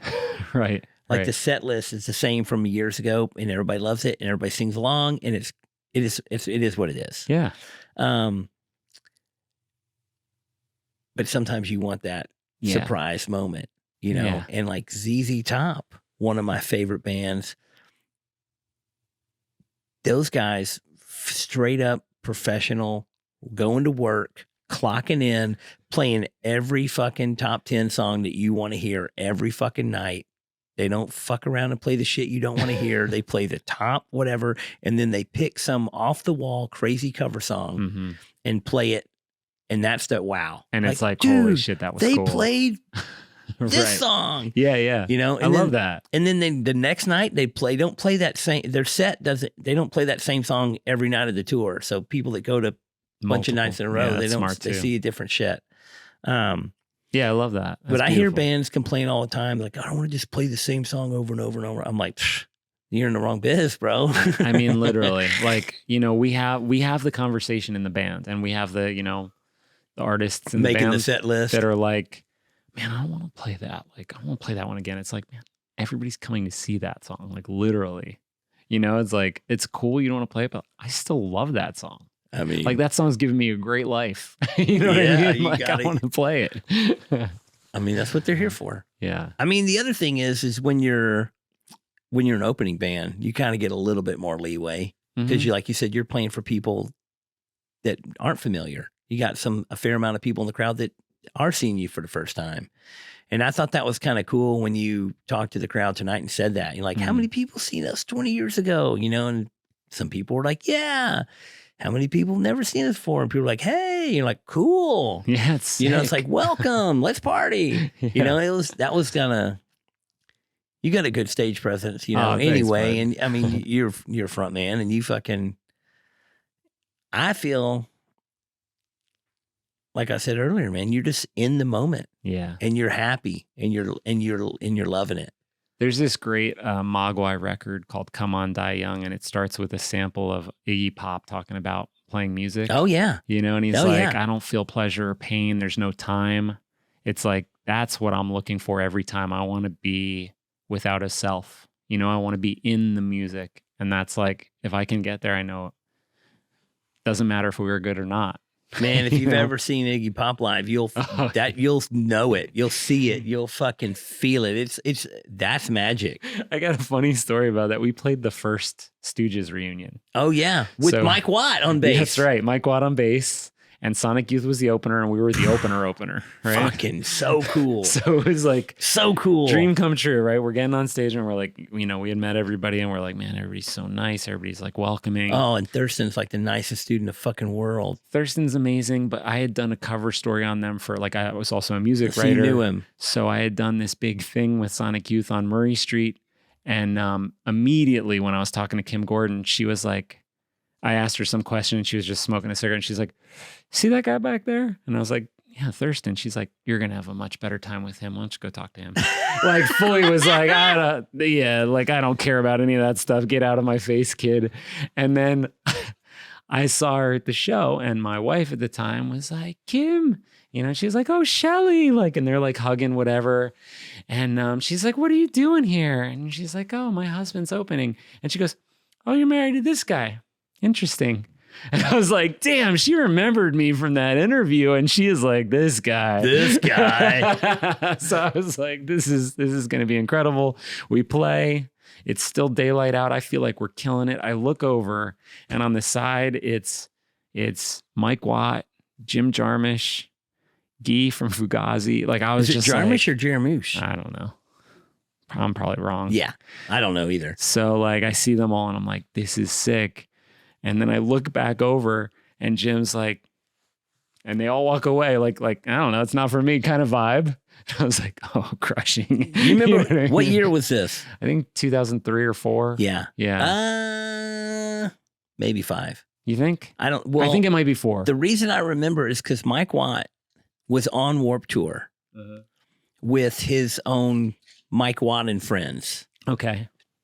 Playing a small stage. Mm-hmm. Remember he had just come out with that album Ball Hog or Tugboat. Oh yeah. And so he was on Warped Tour and it was like all the old punk rock guys were like, fuck yeah, right. Fuck everybody else. Mike Watt's on Warped Tour. Right. You know what I mean? It was fucking cool. Yeah. And towards the end of the tour, he left early. And it's because he was leaving to go do the Stooges deal. Stooges, yeah. And it was fucking, we were like, dude, you're going to play with the Stooges. And so he hung out at the skate ramp every day because their side stage was closer to the ramp that year. And I just ended up hanging out with Mike Watt a bunch that summer and watching his set every day was super cool. He's amazing. And he was like, you know how he is. He's like, yeah, I got the call. Got the call. Iggy called me up. Gonna go play with Stooges. And we're all this all us kids like, that's the coolest thing in the world. And he had just right before that, he had played. I think it was before that, somewhere in that same time period, he had teamed up with Jay Massis and started a band called The Fog. Right, that was cool. And that was super cool too. And he was like, yeah, Jay Massis called me up. Needs me to play some bass for him. I was like, Mike Watt is the coolest old man there. And he wasn't even that old, but you look back. Yeah. He seemed like this really old guy. He had the scene veteran thing going. I remember that night, Sonic Youth was the best I'd ever seen them. And I'm a huge Sonic Youth fan. So I was like, wow, that's really cool. We got to play the show. That was the best I've ever seen Sonic Youth. I wonder how the Stooges will be. They came out. They were so amazing. Iggy was so on fire. And they closed with I Want to Be Your Dog. And he was doing crazy shit. And they left. And I heard them being like, we don't have any songs left. They want an encore. So he was like, just get back out on stage and we'll figure it out. Play I Want to Be a Dog again. And he was like, dog, dog, dog. And he just points at each member in the band, dog, dog, dog. And he's just like, just faster, faster. And then he played they closed with it and then they encored with it. And instead of singing it like normal, he just was like ad-libbing and throwing the mic and climbing on shit. And I was thinking man, he's so much better on stage than I am. He's way older and he's so good. He's still doing it too. He's killing it. He could barely stand up. He's still doing it. He's still the best. I got a bunch of friends in this iteration of the band and it's still sick. Who's playing in there now? So my friend Sarah Lipstate was playing. She has this guitar thing called Noveler, but she just stopped. And now there's Brad from Interpol was playing with them and just a bunch of people. Yeah. Well, when Ale is playing guitar now. So yeah, it's killer lineup. well, I don't know if you remember, but remember Bam? Yes. Margera Yeah. got married and had a TV show about his marriage. Okay. And had it at the wedding, the Stooges played. Whoa. I never clocked that. And That's crazy. I was there. And it was not very many people, small place, but Stooges played. Was it at the house or no? It was at a weird venue not far from his house. Okay. And the Stooges played. It was with Mike Watt, and there was like 20 of us. And I mean, there's more people at the wedding, but there's like maybe 20-ish people that were up front in the pit, and Iggy just came down and like kept putting us in headlocks and marching around and sweating. I mean, I was like covered. I was soaking wet with Iggy sweat. Like my whole shirt was just soaking wet. Get it bronzed, you know? It was amazing. It was incredible. And Mike Watt was just like, just the coolest guy in the world. But one of my favorite bands growing up as a kid was Firehose. Mm-hmm. And it's right after the Minutemen I liked, but then Firehose was just like, and I saw them play when I was a kid. I'm that way about like Husker Du and Sugar. Oh, yeah. Like Sugar for me, I was like, Sugar's my jam. I mean, I love Husker Du too. We just listened to Sugar at Shop yesterday. But when I was a kid, like 88, saw Firehose play. Mike Watt was like a fucking old man. He wasn't, but he seemed like this really old guy. He's grown into his personality. I was like a little kid, and he was like this old, it's like I always, he seemed like, and I look back now thinking like, oh, in 88, he was probably like, he probably wasn't even 30 yet. Right. But the vibes were old. Oh, he's amazing. He's one of my favorites. One of my favorites for sure.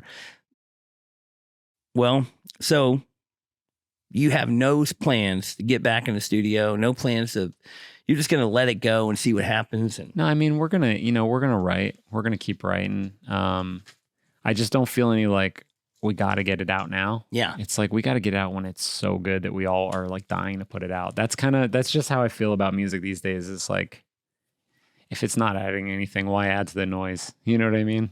It's also different. I think the industry is slightly different too. For sure. And it's not like you're in a band and every year you've got to make a plan to record. You know what I mean? It's like also we're completely label free now. So every release that we do is totally DIY, and it's so much better for us. For us, where we're at now in our career, it's like, I was meeting with like my friend Nabil runs Beggars Group, which is like XL, 4AD, like all these great labels. And I was telling him how it was going, releasing it on our own. And I was like, here are a couple labels that are interested in us. They're good labels. He's like, stay doing what you're doing. Like, you're doing a great job. You should just, as long as it's working, just keep going. Yeah. So I was like, all right. Well, the new songs that you recorded, where did you record them? So we did 2 of them. Who's the guy who's playing bass for us now, Stu Richardson, who I play in a band called No Devotion with. So that's how I know Stu. He's an amazing producer. So he's kind of like producing all the tracks, but we did the first 2 in Steve Evans' studio in New Jersey, kind of like a classic Jersey hardcore producer. But then we did White Bikes, the last single before this one. We did it at Hansa Studios in Germany, where Bowie did like the Berlin trilogy. Yeah. And that one. So was that like a plan where, hey, we're going to go here and record, or you were just there and said, hey, we're here? It was like, well, we got this new song and we're on tour and we have 2 days off in Berlin. Like, so it just clicked. It is the world-class studio, like we'll call them, and like it turned out the people who run it now, the 2 engineers, are big Thursday fans. So it's just like, it just worked out, you know what I mean? And that one is my favorite recording we've done like since we've been back, because it just sounds amazing. And you knocked it out in a day or 2. Yeah. And I mean, Tucker knocked it out like, 2 takes. You know what I mean? He was just like, boom, I'm done. Later, dudes. Yeah, he's so good. I mean, Tucker's a machine. Like we found out like maybe 10 years into the band, we were trying to cut together some video stuff.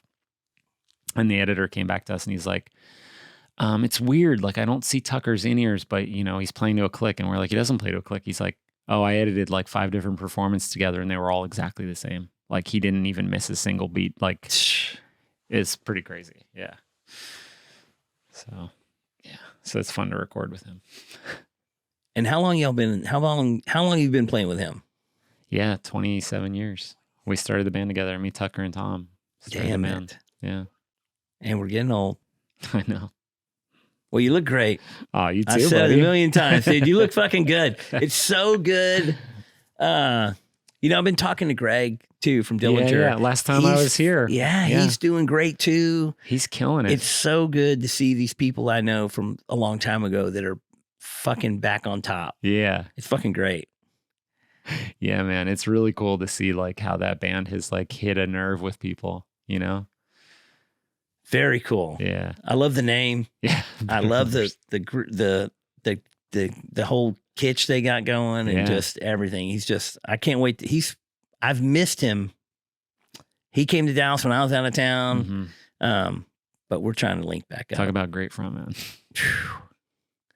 Man. Horrifying in a good way. Powerful. Yeah. And he's just got that look of a crazy man. Yeah. I think like, but he's a sweetheart. We did like one of our last tours before the hiatus was Australia, and Dillinger were on it too. It was like a festival tour called Soundwave, and we were riding out together in like the van to take us to the side stage, and he's like, "Oh, I only have this button-up shirt. I don't have a stage shirt. Like I forgot. I can't go back." And I was like, "You can. I have an extra stage shirt. You want to borrow it?" And he's like, yeah. And like, as soon as they start, he's like down in the crowd and like people are like ripping his shirt off. And Liam just turns to me. That's my shirt. Yeah. And Liam just turns to me. He's like, like cracking up. Like, you thought that was a good idea? You're a fool. That's a disposable shirt. Yeah. Like that was your favorite shirt. It's gone now. Oh man. And Liam, the best. Yeah. Awesome. Shout out to Liam, bass player. So good. Yeah. Well, shit, man. What else are you going to tell me? I'm trying to think. What do I got? I wrote that book, and that's been fun.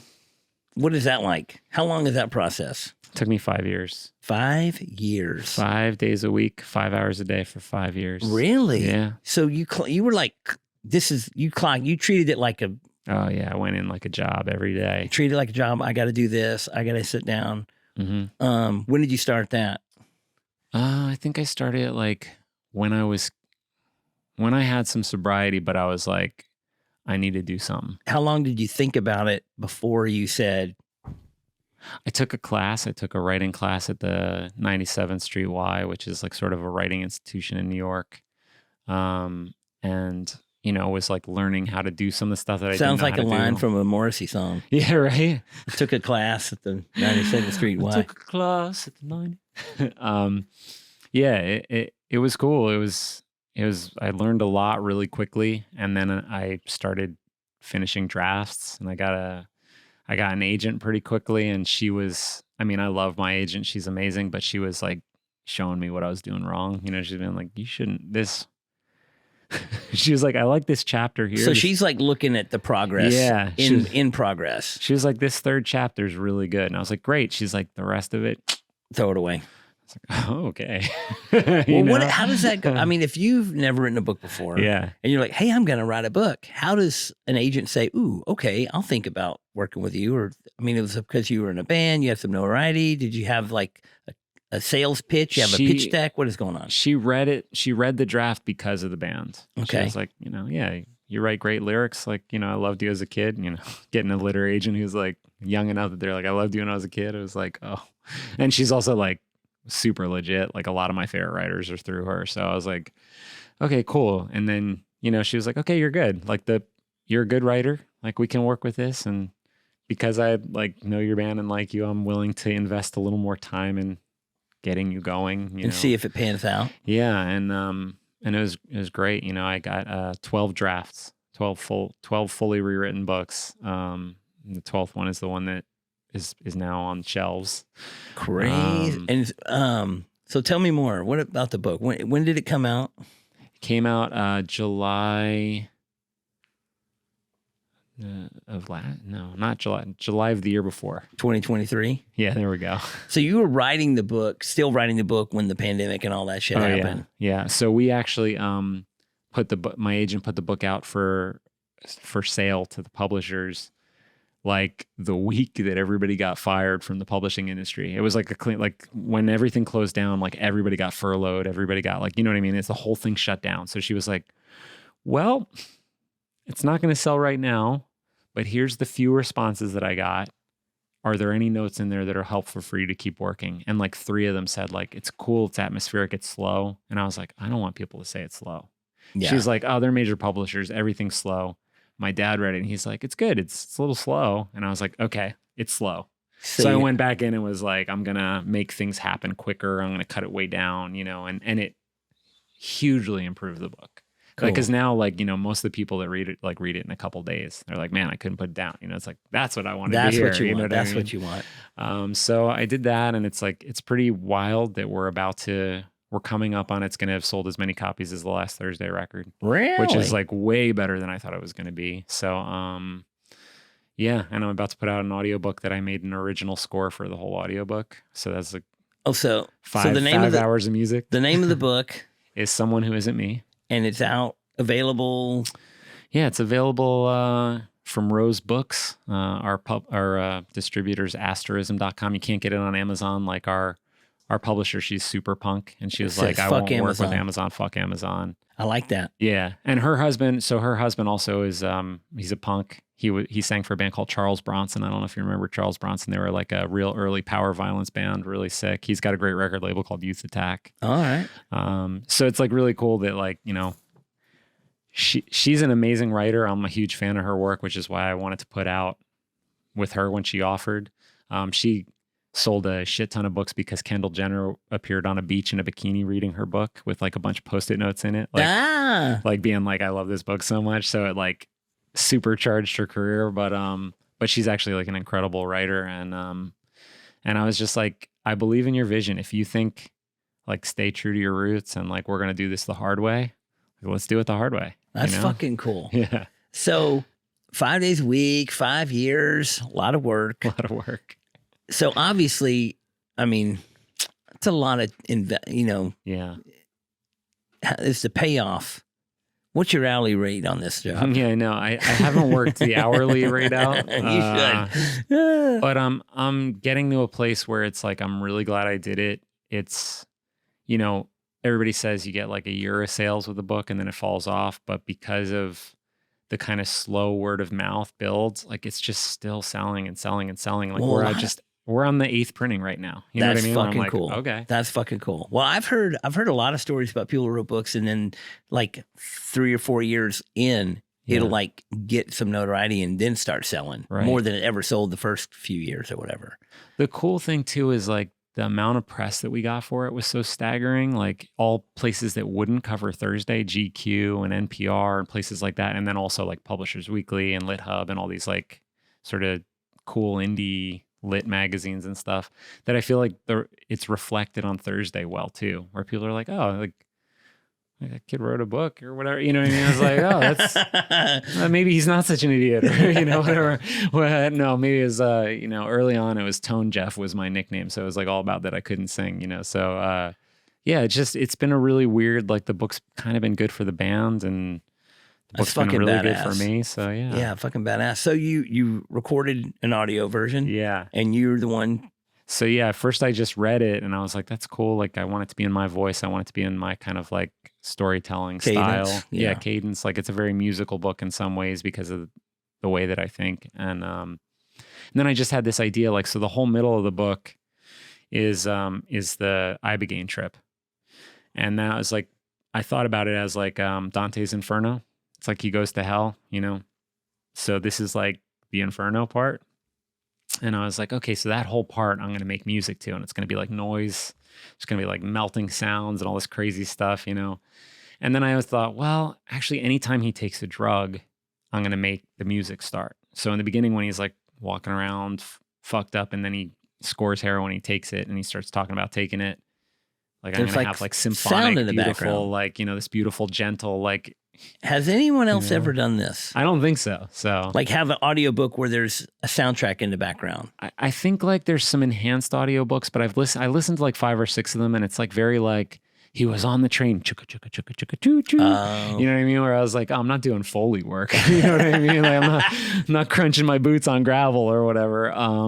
So I think it's quite different right now. I'm just trying to figure out how to release it because like Audible has a pretty bad royalty rate. But like Bandcamp if I do it on there, I don't know if it'll have the same reach as Audible. So I'm just kind of like trying to figure out the best way to get it out there. I mean, a lot of people now are self-releasing. Yeah. I mean, I know like with music, it ends up on Spotify, which is not a great royalty rate. Yeah, I'll keep this on Spotify for sure. But I mean, as far as the music goes, most people I talk to in the music industry that have their music on Spotify, they're like, well, I would rather people get exposed to my music and listen to it than not get exposed to it. And so many people are so in tuned with Spotify that if you want people to hear it, it's got to, it's the way to go. But if you sell it on Apple, not a great royalty rate either. Yeah. Well, so it's like Audible gives you 40% of the profits, even though it's like your work, right? But that's only if you're exclusive. If you're not exclusive and you have it other places, they give you 20% of the royalties, which is like insane. So little. You could probably do better just selling on your own, having your own website and people can click and download it.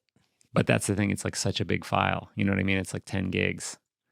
So it's like, there's a couple tough choices that I got to figure out. Bandcamp seems like it might be the middle one where they only take like 18%. Well, that's exactly opposite of Audible. It's like the opposite of Audible. They're getting 20 instead of you getting 20. That's insane. But it's like you think, oh, well, if it's on Audible and everybody, it's like the algorithm's going. And then if a million people listen to it, and for $1 a piece, I'm set. Right. So it's like you're weighing those options thinking like, where's the good bet here? But there's a part of me that's like, well, my publisher was like, fuck Amazon. So maybe I should be like, fuck Audible. Yeah. And keep the spirit. You know what I mean? Yeah. I mean, you're not on Amazon and you're selling copies. Yeah. So it's got to be, like you said, there's got to be some give and take because people that know you from the band find out you wrote a book. Mm-hmm. I'm sure a lot of Thursday fans are like, ooh, I want to read his book. Yeah. And the lucky thing too is, I was the first book that Chelsea put out under Rose Books, and she has so many fans that just like respect and love everything she does that they were like, well, I'll check out his book. So there was this great like my world and her world. And we were like, the magic would be if we could go beyond just my fans and your fans. And like when the press started happening and everything, it was like a bunch of people in music were just like, a guy in a band wrote a book. I don't even know his band. Yeah. But I'll get the book. And that was like a cool, like unexpected thing that happened, I feel like a lot of people that in the music industry that ended up writing books, it's because they have such a huge following. Right. They're going to write the book of their whatever, but I tried really hard to keep it not being like a band memoir. You know what I mean? I didn't just want it to be like, and this was so crazy on tour. You know what I mean? That's not what it's about. So, well, how soon do you think this audio's book's going to come out? I mean, it's done. So I'm just like literally trying to decide right now. Cool. Yeah. Well, I have mental problems and I can't read words on paper I get that. in mass and retain the information from it. I have a lot of friends like that. So the audiobook is the way to go. Yeah. I have several friends that are like, I'm literally waiting for the audiobook, bro. Sorry. Yeah, but I'm excited for it. And I think like, Chelsea heard it and I wonder what she'll think. She put out the book, and she was like, this is the ultimate version. Like these songs and stuff, it's wild. Yeah. That's I love that idea. Putting a soundtrack to it. Cause I mean, you're not going to watch a movie without soundtrack. Right. So I probably would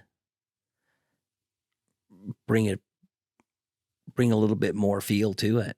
We had like 3 or 4 production companies that were like talking to us about optioning the rights to the movie. And then it kind of just died out and nothing really happened. And Chelsea was like, when they hear it with the soundtrack, they'll be like, oh, I get it now. Yeah. Because it kind of like the soundtrack sort of tells you how to feel about it. Oh, yeah. I love that. I love that. Like I said, I don't know if I've never heard of this before. Yeah. When we're done, I'll show you. I got a little teaser trailer. Oh, cool. Cool. Well, if you want, we can put the little teaser in the end credits of this. Oh yeah. And people can be like coming out any day now. Yeah. And so how much longer you got on tour? A while. We're done. So we do rest of America, Canada, and then we go to Europe, and we'll be home like sort of end of March-ish. Yeah, so you're kind of still in the beginning. Still in the beginning, yeah. Still in the beginning. Yeah. Well, I hope that it keeps going strong because tonight was killer. Thanks, man. And, it's Saturday night in Dallas is a great night. Oh, yeah. Yeah, so you got in that room is great. So I don't know if you're weekday nights are as good as the. They've been pretty good. Yeah. Yeah. We've been lucky. I mean, it's not because of us. So, you know what Yeah, I mean? Like well. Silverstein's bringing in the kids. Where'd you start? We started in Philly. Started in Philly. Yeah, it was killer. Philly, Boston, New Jersey. Like we did like the big hits first, and we're kind of like, maybe it's only this good here. Yeah. You know, and then nope. No. It's been great. All right. So you're heading west now. Yep. Fucking A. Well, have a great rest of the tour. Thank you so much for taking time to come bullshit with me. My absolute pleasure. I appreciate it. And, Always good to see you. I love the positivity. Yeah. And congratulations. Thanks, man. You made it through the hard times. Let's hope those were the hard times. Oh, man. Well, you're a beautiful soul. I appreciate you so much. Great to see you. We'll be seeing you soon. Hell yeah. Later. Hey, please remember to like, share, and subscribe. Come on, guys. Click all those links. Push all those buttons because it really helps us out and gets us out there to more and more peeps. What in the Duck podcast is produced by Audra Cabral and John.com Niederkorn. Our sound, video engineer, and editor is Courtney, Jr. Larkins. Initial audio video setup and intro music by Blake Balake Pinchon. And a big thanks to everyone that submitted questions. Y'all keep them coming. Email me any questions you would like me to answer to whatintheduckpodcast@gmail.com. Thanks for listening, and we'll see you next time on What in the Duck. What in the Duck podcast is proud to be sponsored by Anchor Screen Printing. Anchor Screen Printing has been printing t-shirts and merch products since 1999. Anchor is the place for quality, small run items. At Anchor, every print is hand done by people who care about art. You can email anchorcustoms@gmail.com to talk about getting something printed for your company, brand, or shop. Anchor Screen Printing also has its own online merch store that sells Elm Street Tattoo, Cheap Thrills, Heart and Hand, Party First Safety Maybe merch, and much more. So go to anchorscreenprinting.com today and buy some cool shit. Or you can click the link provided in this podcast to shop now.